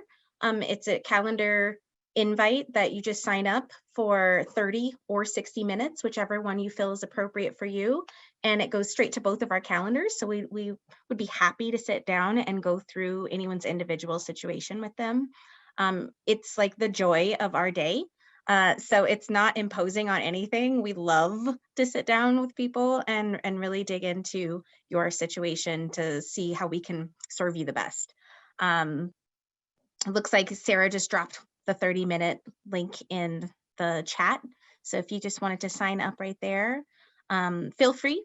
We have a few openings coming up.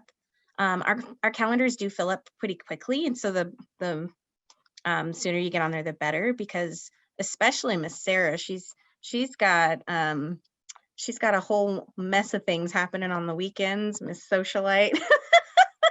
It's all the kids, it's all the fam.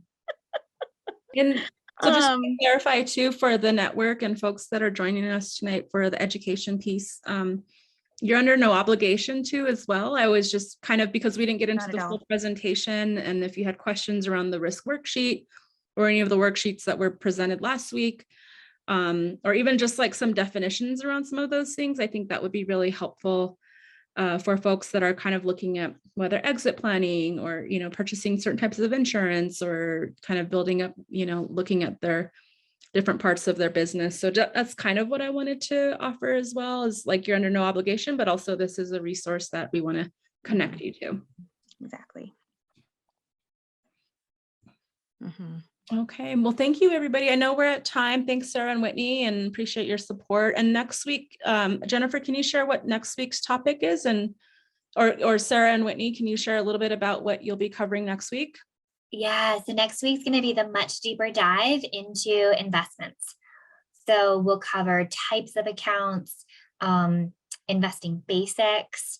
It's going to be a lot of vocabulary word learning next week, but hopefully it'll be kind of like demystifying a little bit of that lingo. So it's going to be about building wealth that passes to the next generation, building wealth for your own goals. How do we think differently about saving if the goal is 1 year away from now or 30 years away from now? We think about how we save for those differently. And then we'll do an introduction to socially conscious investing. So how do we make sure that nothing in our portfolio has anything to do with oil and gas or pipelines or prisons or border security? How do we make sure that our underlying investments score pretty well there? Okay, thank you, everybody. Appreciate your time. Go ahead, Jennifer. Yeah, no, thank you all. Thank you, Sarah, for sharing. And like I said, join us next Wednesday, same time, same place, same week. And have a great evening. And thank you so much for your time and your energy tonight. Thanks, everybody. Good night. Thanks, everyone. Good night. Good night, everybody.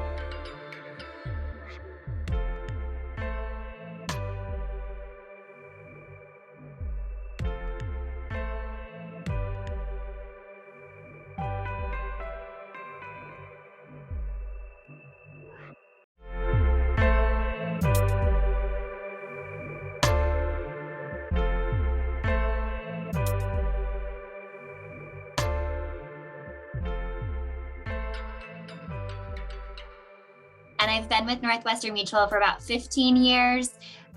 Yoga instructor, very, very passionate about planning with women, especially, and helping to unmansplain so much of the world of money and investing and wealth building, and to align people's investing desires with their values and their morals and what's important to them. Nothing that we ever cover is, off limits for Q&A. We're more than happy to have confidential one-on-one conversations. If there's something maybe that you're too shy to ask in the group setting, feel free to send us a direct chat if you would prefer to ask away that way. Rojo? Thank you, Sarah. I'm Whitney Rojo. I'm also in Denver, Colorado, coming out with Northwestern Mutual. I am Daryl and Nina's daughter, and I'm an artist. I am a healer, and I'm an educator. It's the blending of those three that allows me to be the money healer that I am. I believe in having practices that match your values, along with making sure that you have the love that you need to go with it. So it's all about love and money. I want to hear roll call. Who's in the room? Go ahead and put in the chat. What's your name? We've got investors in the room. That's what we're here for. We are investors, women investors in the room. What's your name? Where are you joining us from? And yeah, just those two things. I want to see in the chat. Who do we have with us? We've got Jamie from Tiwa territory. Who else is in the room? I see a couple of repeat names. Got Brittany in New Mexico. Dior, Dineta.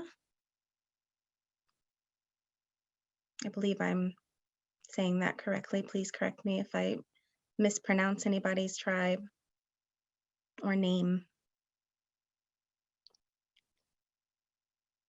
We've got Kale, Duwamish territory. We've got Andy, Chris, Teresa. There's a reason that you're in this space. There's so many places that you could be, and you chose to be here today specifically to talk about investing. And so let's get ourselves grounded. I'm going to turn off my camera so that you can just follow the sound of my voice. And find yourself in a comfortable position. If your camera is on, you may keep it on. If your camera is off, you may keep it off. Just be comfortable in your space.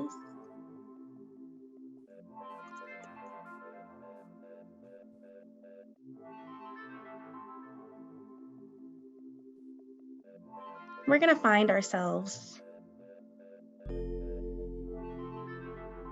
allowing the chair to support you exactly as it's designed to do. Sitting tall with your back straight, your shoulders relaxed, your hands resting gently. Take 3 deep grounding breaths coming into your body.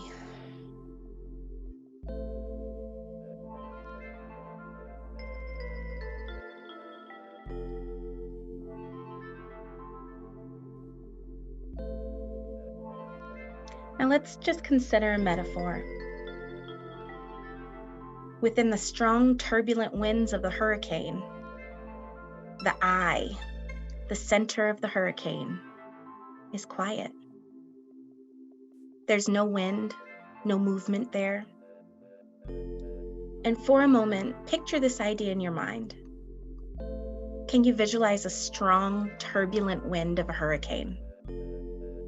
And then that inner core that's peaceful and quiet.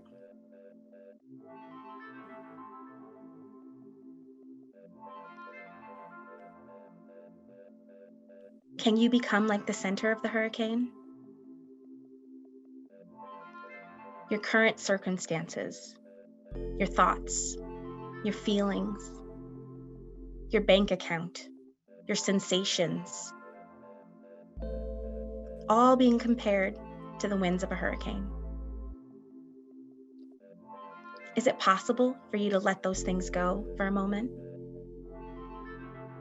You're no longer taking part in them. like the center of the hurricane is not taking part in the turbulent surrounding winds.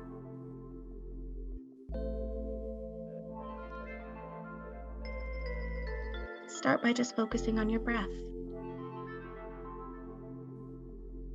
Simply breathing in and breathing out. Focusing inward, just like the eye of a hurricane. Your eye is deep within you.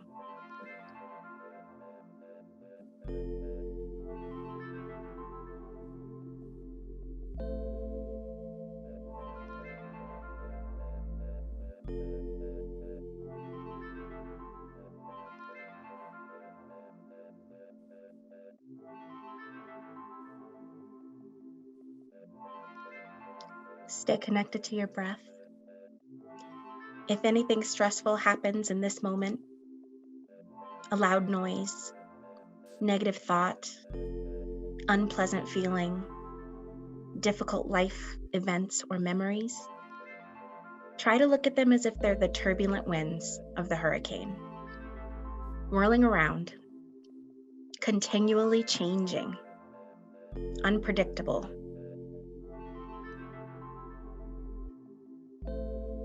Notice that you are not them. You are the silent center of the hurricane. Peaceful, at ease.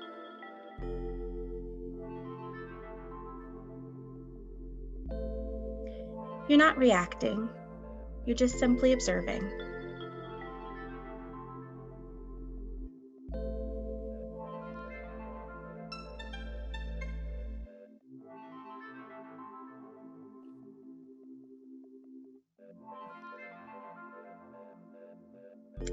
As you're breathing, you notice that you're moving more and more closer towards the center of the hurricane, towards the eye.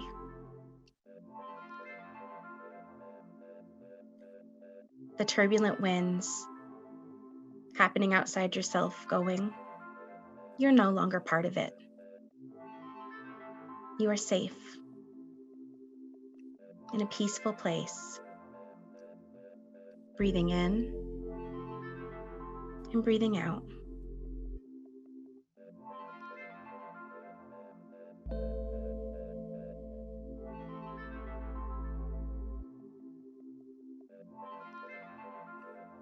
And as you stay connected to your eye, just notice what is in the hurricane.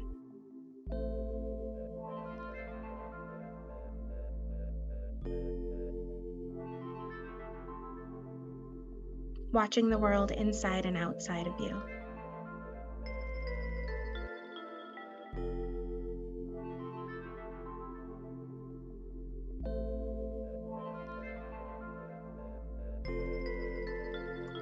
No matter how intense that hurricane gets, the eye is always centered, calm, at ease.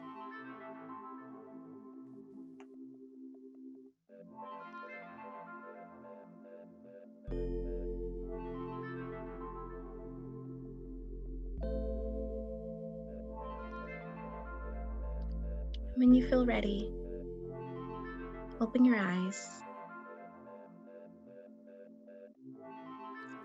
Come back to your body.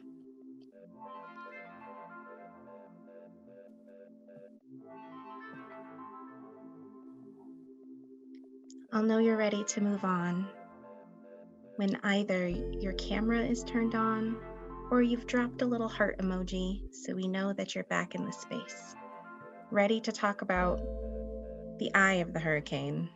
The reason that I chose this particular visualization as we're jumping into investments, and Sarah is going to take us deep into some content today for investing, is that that's exactly what the market is like. The market's like a hurricane. If anybody has been paying attention to what's been going on in the market recently, it's like on a daily basis. And that can feel like a hurricane. Okay, it can feel really uncontrollable and unpredictable because it is.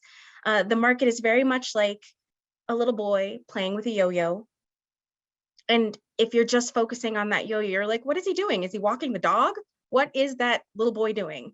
But he's also riding an escalator. And so when we're thinking about investing, we're looking at the longer picture, that this escalator is always going up.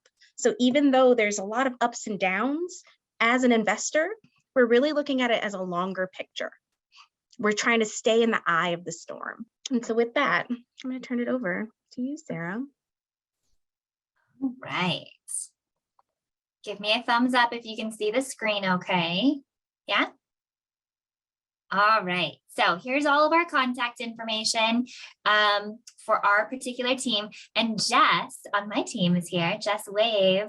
Jess is the beauty in the picture on the screen who's sitting in her chair there. So I'm super excited for Jess to join us too. So this is that yo-yo going up an escalator type of a thing that Rojo shared. And so how do we feel confident in this situation? So a couple of different sections of what we're going to chat through. We're going to talk about why invest. And then we're going to talk about what type of account do we invest in. And then we're going to talk about understanding your risk tolerance. And then we're going to chat about diversification and what to actually invest in. So we'll break it down in those different sections. So why invest? I'm going to show you the actual historical yo-yo here. If you follow the blue line on this chart, this is as if on the far left-hand side, somebody put $1 into the stock market and they invested that $1. And then you can see the market goes up, and then there's the stock market crash in 1929 and every major world war and crisis. There's the tech bubble burst that you'll see in the late 90s. There's the 2008 market crash, the housing market crash, and the recession. And then the 10-year bull market. This is a little bit outdated. It's missing the last couple of years. You'd see a little bit more dips in this. So to answer the question, why do we invest? It's because $1 grows to $1,300. Now you might be like, all right, I'm not planning on investing for 90 years into the future. That's unrealistic. Okay, we'll take any couple of decades. And that's the idea. The reason we invest is it earns us way more money than just cash savings can, right? Any questions about the yo-yo going up an escalator? Does that make sense? Yeah? All right, so then what type of an account do we open? And this is a page from some of the financial analyses that we run for people. And all the way over on the left-hand side, we want to think about every dollar having a job description that we make. Now, some dollars are going for a roof over our head and food and just monthly necessities. But if there's a dollar that we want to save, and if we know that that dollar needs to be available for an emergency or needs to be available for some vacation or big purchase that we're making in maybe the next year, we want to just have that in cash. So we don't want to invest money that we need tomorrow. And the reason for that is because of that yo-yo going up an escalator. We might have a market dip tomorrow when you need to use that money. And so short-term things, we want to just have money in cash. Maybe that's cash at a checking account or a savings account, or just cash in your wallet, right? The second column is if there's something that's a goal that's maybe 2 years from now or 3 years from now, maybe it's something for your kiddos, something for expanding your business, something for a big purchase, maybe buying a house, things like that, big purchases. We want to think about, yeah, let's invest those dollars. That's okay to invest those dollars. And then further out, we'll skip the long-term one for now. That gets a little bit complicated for today's conversation. But the one on the far right-hand side, you might have heard some of these words before. These are retirement investment accounts. And you'll see at the very top, those are accounts that when you put money into them to invest, you're making a promise that you won't take that money on a shopping spree until after age 59 and a half. If you do take that money on a shopping spree before 59 and a half, then the IRS is going to give you a 10% penalty. So we don't want to tip the IRS at all. So the type of account that we want to invest in, right? Just cash if it's a short-term goal. We can invest in a midterm goal investment account, or like an individual, we call it like a taxable brokerage account for midterm goals. Or if that dollar we want to save is really earmarked for retirement, that's where we're going to put it into a specific retirement account. Now, why do we care about the different, like what are the different nuances of these types of accounts? So over on the far left-hand side, this is if you have a 401k, or if you're an entrepreneur or a solo business owner, you can set up a self-employed version of a 401k.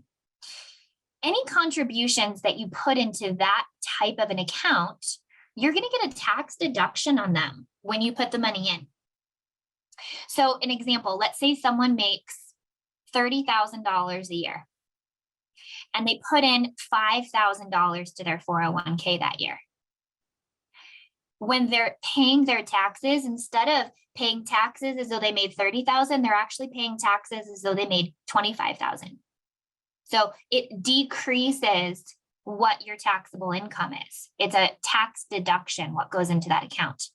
But the money in retirement, when you're after age 59 and a half, and you take the money out, the very bottom left corner of this, you're going to have to pay ordinary income taxes on that distribution.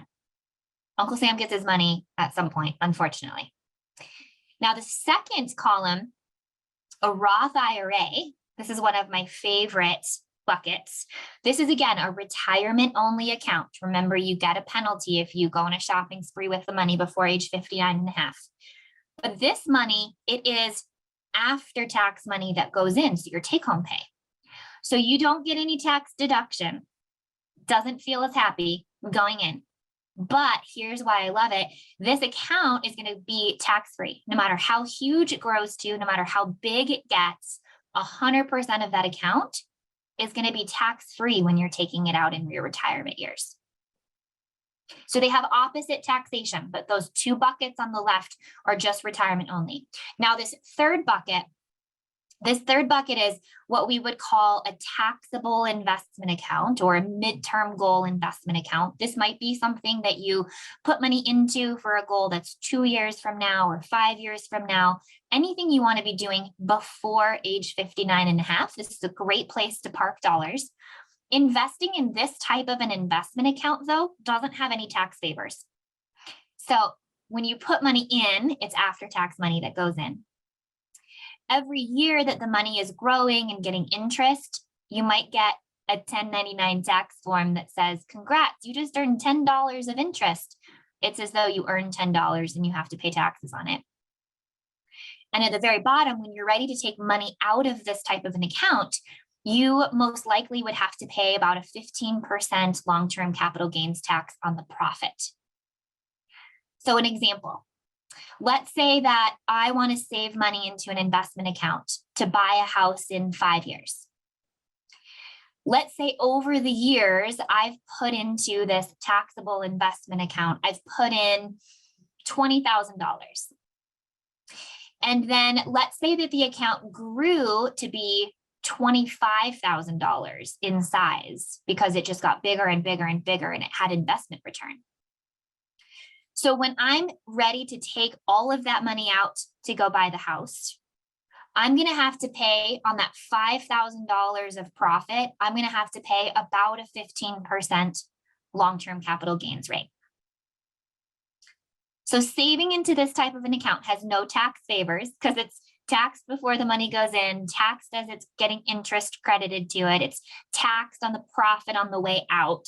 But even after all of that tax drag and tax erosion, you're still most likely going to enjoy a return that is way better than just a cash savings account return. So we put up with it. You'll have better investment returns in the two buckets on the left because you don't have that erosion of taxes. Yeah? Okay. Now, this is the next kind of part of the chat. So this is the same squiggly yo-yo going up an escalator that I already showed you. And this is saying, okay, this blue squiggly line, $1 grows into $1,300 over 90 years. If that interest income in that taxable, if it was in that third taxable midterm goal investment account type of bucket, where every year you have to pay income taxes on the dividends and interest. I'm going to show you another slide. It's going to look really similar. This isn't one of those like tricks where it's like, notice the difference between these two screens. This, if you follow the light blue line, if you didn't have to pay taxes every single year, $1 instead of growing to $1,300, it grows to $7,300. If you can avoid having to pay taxes every single year on the growth of an investment account, you come out with so much more money. Now, Rojo and I are not tax professionals. We're not accountants. Please talk to your accountant about any sort of like specific tax questions. But this is why this erosion of taxes, tiny little bit every year over a big time frame, this is why it does matter what type of an account that you're investing in. Okay? All right, I'm going to cruise along. We can talk all about specific questions in the Q&A part. So when we're thinking of step one, goal setting, it matters what is your timeline for the goal that you might be investing into. Step two, we want to figure out what is your risk tolerance, or do you want to be on the really big, scary roller coaster, or do you want to be more on like the kiddie roller coaster, or do you need a flat sidewalk because your heart cannot handle the ups and downs of the market? Step three is diversification. We don't want to invest in just one company. We want to invest in hundreds of different companies if possible. Step four is discipline. We want to make sure that we're not getting super panicked when we're at the bottom of the yo-yo, and we need to make sure we're not getting super euphoric or rose-colored glasses optimistic of when we're at the top of the yo-yo. And then step five, your dollars earn you dollars while you're sleeping at night. So we want to keep this momentum start as young as we possibly can on that. So we already kind of talked about like very specific, figure out what your goals are and what's your timeline for your goals. For example, if you have a goal that's 6 months from now to take a little family trip, then we want to just save in cash. If the goal is to buy a house or some big purchase in 2 years, 5 years, 10 years, or if the goal is 20 years from now or retirement. And so figure out what you want to achieve, what the time frame is. And then this is a section that says, the longer we invest, the higher the likelihood of earning a profit is. So there's two slides here. I'm going to show you this. This is first the 1 year returns. So this is showing each bar represents 1 year of investments. And so all the way on the far left, 1926, if I put money in the market and then I checked my balance at the end of the year, 74% of the time I would have made money. Now, if we looked at a longer time frame, if I put money in 1926 and then I didn't check my balance for 5 years, 87% of the time I would have made money over that 5-year time frame. And then the bottom chart, if I put money in and invested it and didn't check my balance for 15 years, 100% of the time I made some money.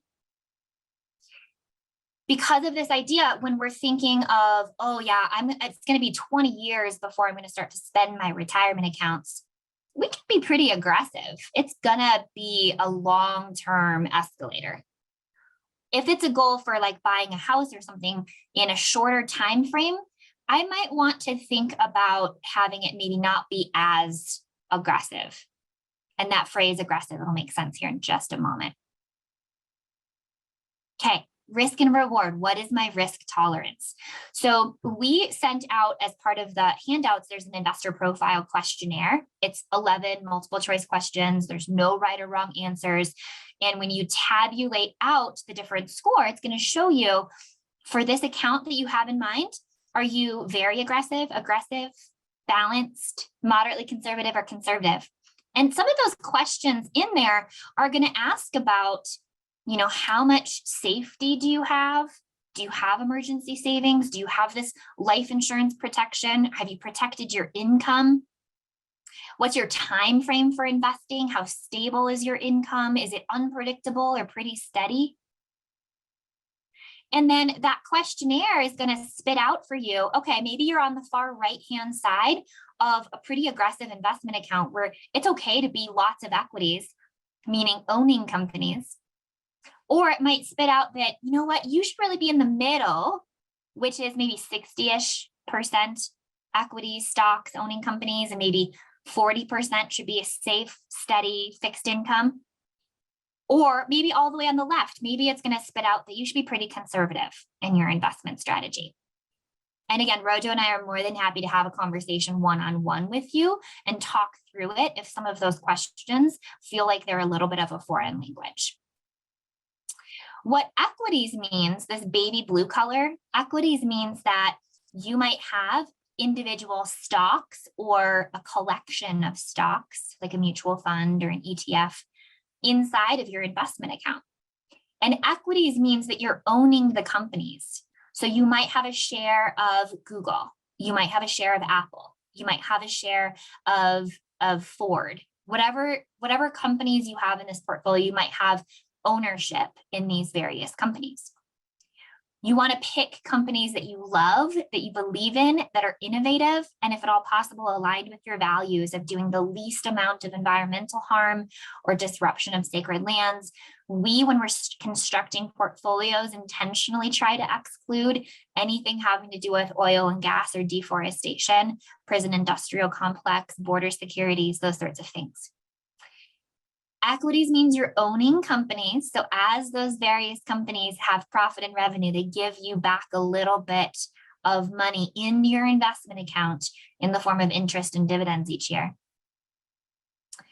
And if the company goes under, it's worth nothing, right? That's why we want to have hundreds of companies in our account, so that if one company has a scandal or made a bad business decision, it doesn't make the whole account disrupt much. And then fixed income, the darker color on this graph, fixed income is lending your money to municipal governments, local governments, federal governments, or private companies. So fixed income, you're kind of like a credit union giving somebody a car loan. You're letting these companies borrow your money to do a project or something. And they're going to give you a little bit of an interest rate each year for the use of your money. You're not an owner of the company. You don't get a share of the company profits, but it's just a little bit more of like a slow, small yielding, unrisky component of a portfolio. So if your risk tolerance profile questionnaire turns out very aggressive, you're going to have almost all equities in your portfolio, in your account. And if your investor profile turns out very conservative, you're going to have mostly fixed income or bonds inside of your account. The next question is, what do we invest in? And I know I'm going fast, but I want to make sure we don't run out of time and leave tons of time for Q&A this week. So in diversification, we want to make sure that we are investing in as many different companies as possible. And so equities means large company stocks, international stocks, middle-sized companies, small-sized companies, any company that is publicly traded out there. And then fixed income, like we said, bonds or cash alternatives. And this is on the last page of your investor profile questionnaire that you all have as a handout. And it's saying that, okay, look at the middle section. If someone's questionnaire says that they have a balanced risk tolerance, meaning this person should most likely feel comfortable with 60% equities, owning companies, the big roller coaster, and maybe like 40% of this account should be fixed income or bonds, which are pretty steady, lower yielding. We want to make sure that we have as many colors of the pie chart as possible. So large-sized companies, middle-sized companies, small-sized companies, companies that are operating in developed international markets, like companies based in Europe, for example, or internationally emerging markets would be companies that are publicly traded and they're based out of Mexico or Southeast Asia or Central America. And real estate would be like investing in companies that are building real estate, developing land, developing things like that in a socially conscious portfolio. We typically zero out the real estate and commodities. And for commodities, that's oil, gas, precious metals, anything that is mined or ored or like different products like lumber, soybeans, things like that. And then this next page is going to make you go blind. My apologies. What this page is showing is up at the top, you'll see where it says 2007 in the upper left corner. And then each of these years that goes across the top, it's showing in each column who that year was the best performer at the top of the column and who is the worst performer at the bottom of the column. And these colors are the same colors as the pie chart here. So what this is saying is in 2007, the best performing type of equity to own was international emerging markets companies. And so it's saying that in 2007, if you had put $1 inside international emerging companies, you would have ended the year at $1.39. Now, I don't know any of you who have savings accounts that earn you 39% interest, right? Bananas. But then the next year, 2008, we had a huge dip in the market. And this was the housing market crash. And you can see at the bottom of the 2008 column, negative 53% return. Many people who were invested in 2008 who didn't have an advisor to help check the panic, they might have bailed. They might have been like, oh my gosh, I can't handle this. But if they did bail, they would have missed out on 2009, which was positive 78% return in that same investment. And if you just follow the years, you can see that these returns are all over the place. It is not just a clean, simple 6% steady return every year. If you look at the second column from the right where it says compounded return, and you look at that white box that says diversified portfolio, that is the middle of the road pie chart on this page. So this is an account, diversified portfolio in the white box is if you had owned 60% diversified equities and about 40% fixed income. It would have been as if you had a return of 6.3% each year for that whole time frame. It was very high, very low, negative 23, positive 22, right? All over the board. So it is not a straight line. It is definitely Rojo's hurricane that she was talking about. And then the last page in the what to invest in, what do we put in investment accounts? On the far left-hand side, this is a traditional old-fashioned way of investing, which is sadly mainstream. And it says, I want to own everybody. I just want to make money in my investment account. I don't care if I own chemical companies and oil companies and prison companies. I just want to make money. Where Rojo and Jess and I tend to work the most with our clients is in the next three columns. And this is the spectrum of socially conscious investing.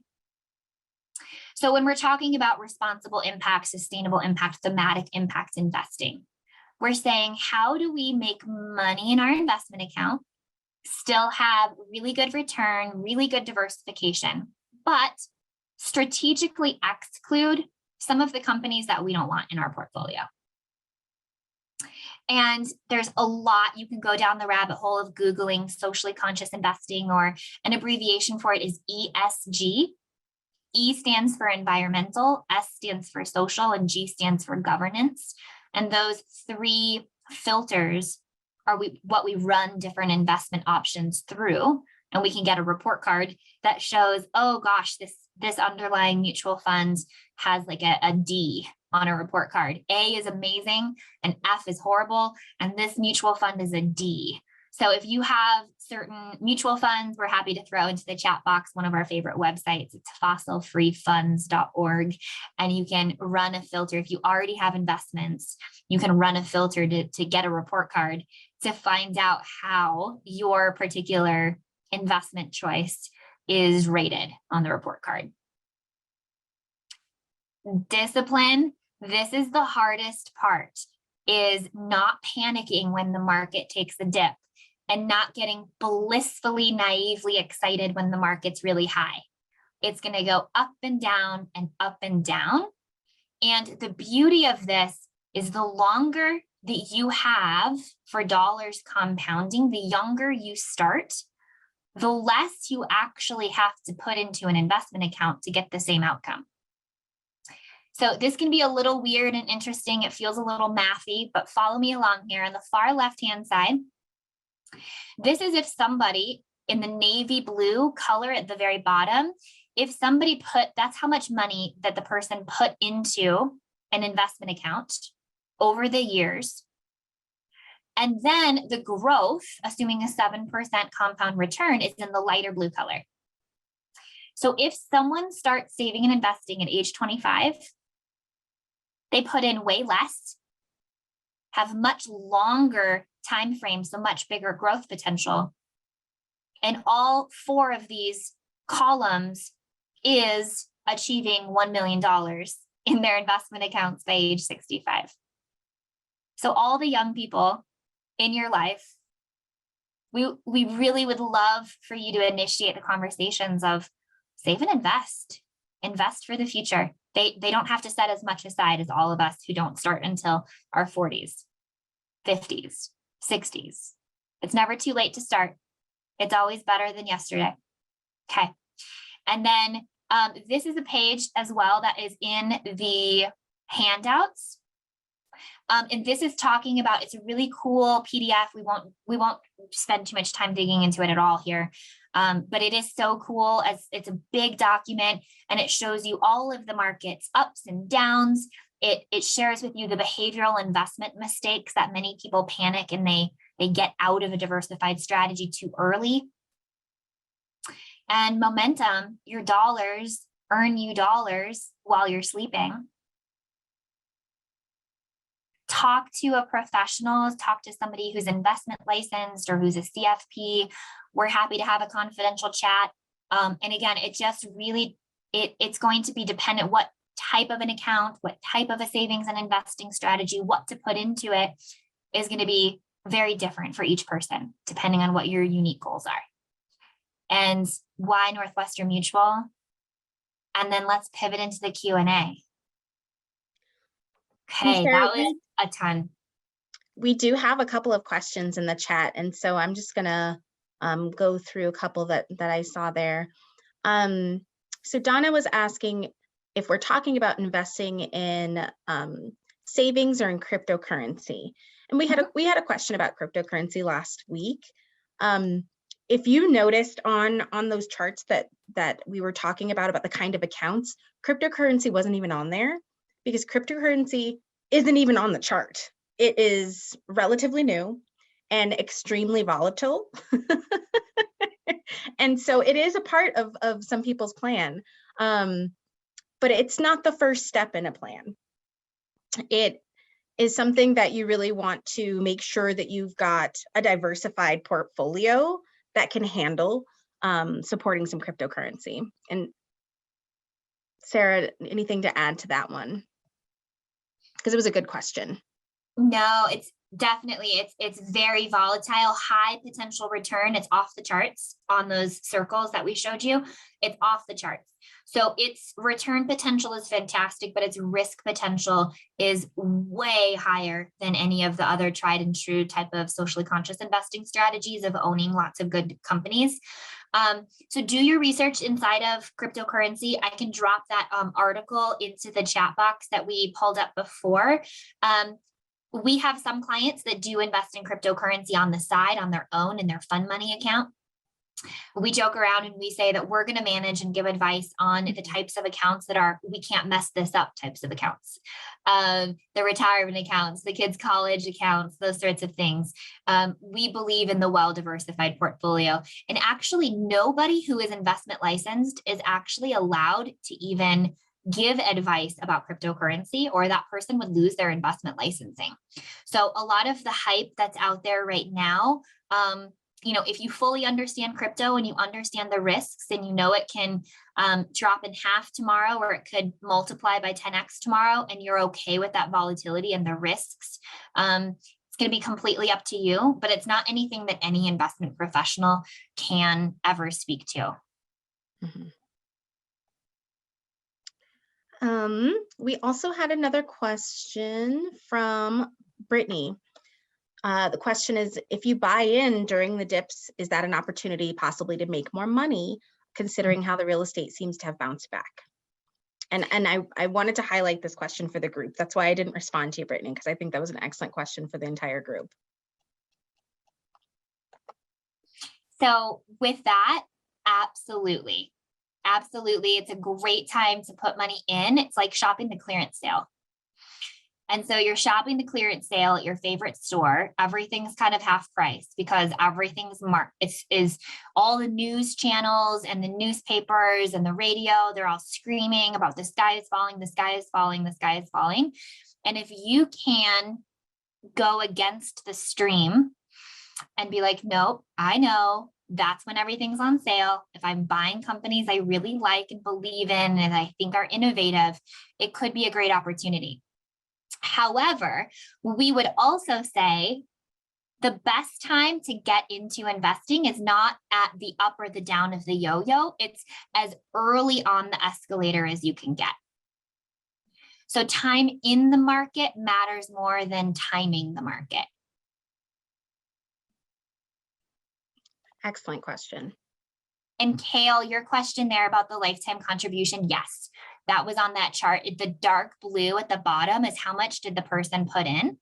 And so in order to get the same outcome at age 65, starting younger, you actually put less in because you've had more years. The human brain has such a challenging time for all of us to understand compound interest, compound growth. So you put in $100 and maybe it earns you 7%. At the end of that year, you've got $107, right? The next year, another 7% return. It's not 7% on the original 100. It's 7% on the 107. And so that's what we mean when we say like that momentum, your dollars start to earn you dollars while you're sleeping. And so as early and as young as you can start, you have more of a timeline for those dollars to be growing. Yeah. What other thoughts or questions?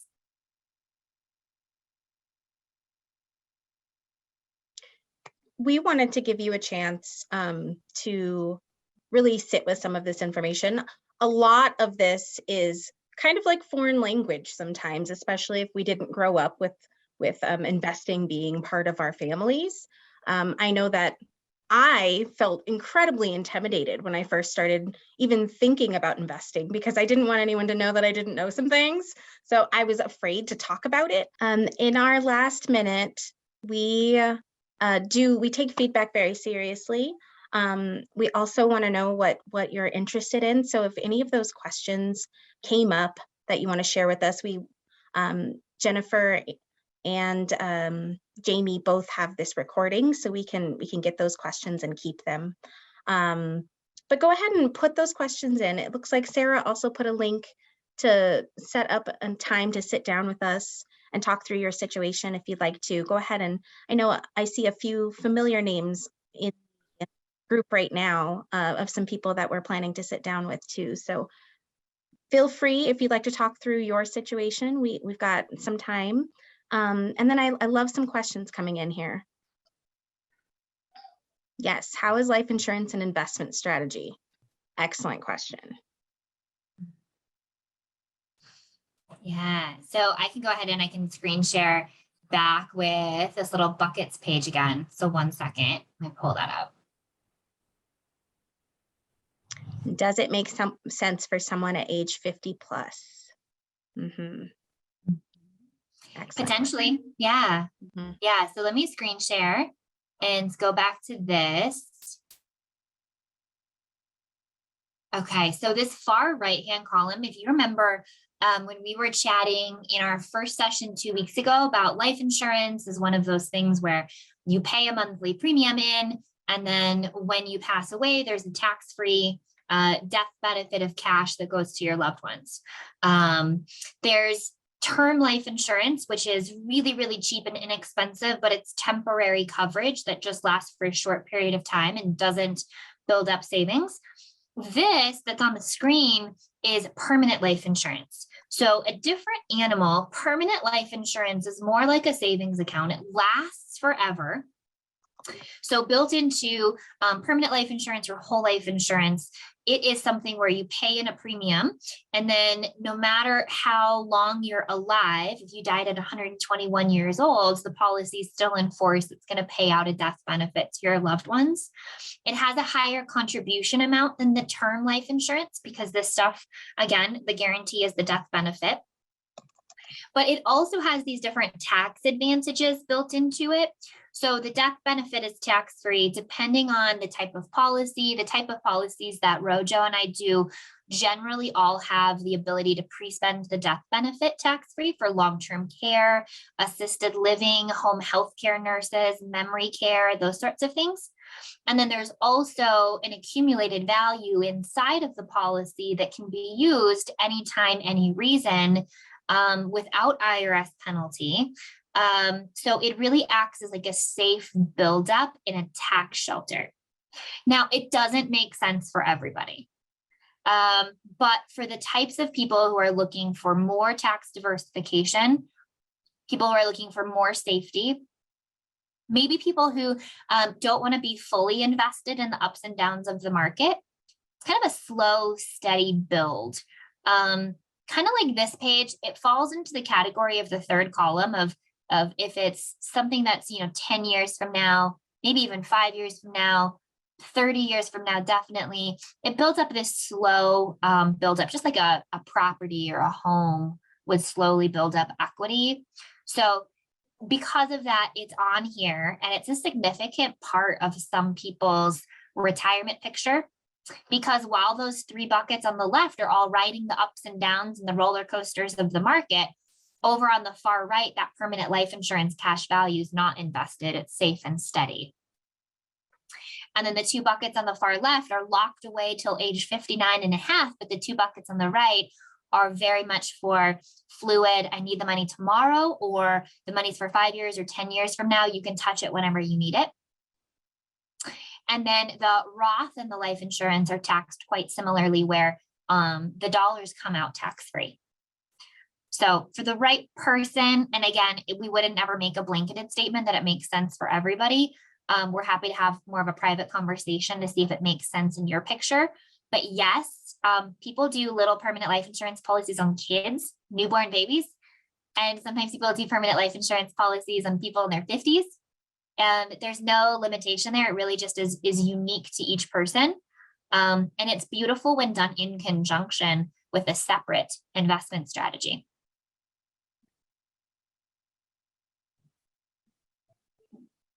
What else? Other questions? Oh, here's Stephanie's questions. For permanent life insurance, is it tax deferred or tax free? So there's two ways you can structure it. If you structure your policy where you're putting so much money into it that Uncle Sam says, it doesn't really smell like life insurance anymore, you're using this to avoid paying taxes, then it turns into something called a modified endowment contract. And if that happens, you do have to pay the 15% long-term capital gains tax on just the profit that's above and beyond kind of what you've put into the policy. that is not even 1% of like overall cases. It's super rare that it would even fall into that category.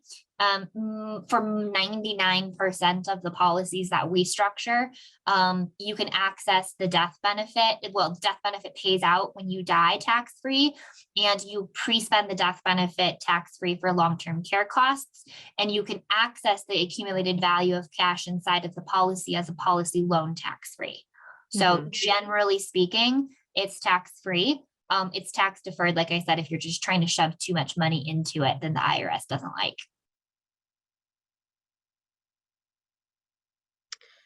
And we do realize that we're a few minutes over 7 o'clock.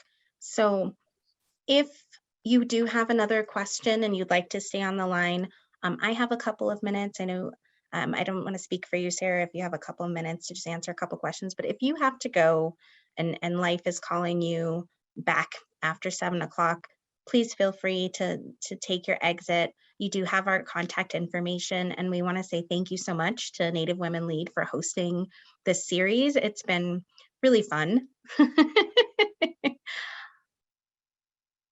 Oh, beautiful. We've got a lot of gratitude coming in on the chat here. I'm glad people are finding it helpful. Thank you, Kale. Thank you, Chris. Thanks, Kelly. Thanks, Jamie. Perfect. Thanks all. Awesome. Jennifer, did you want to share anything before we close out? I know people are exiting out, but anything you wanted to close up with? Yeah, just quickly, like Whitney and Sarah were saying, we would appreciate a few minutes of your time to let us know any additional questions you would like to share, anything you're interested or any topics that you'd like to learn about. And thank you so much, Whitney, Rojo, and Sarah, Tinkler. We appreciate your time, your energy, and your expertise, and sharing these learnings with us. Again, thank you. Thank you all. Have a good night. Bye, everyone.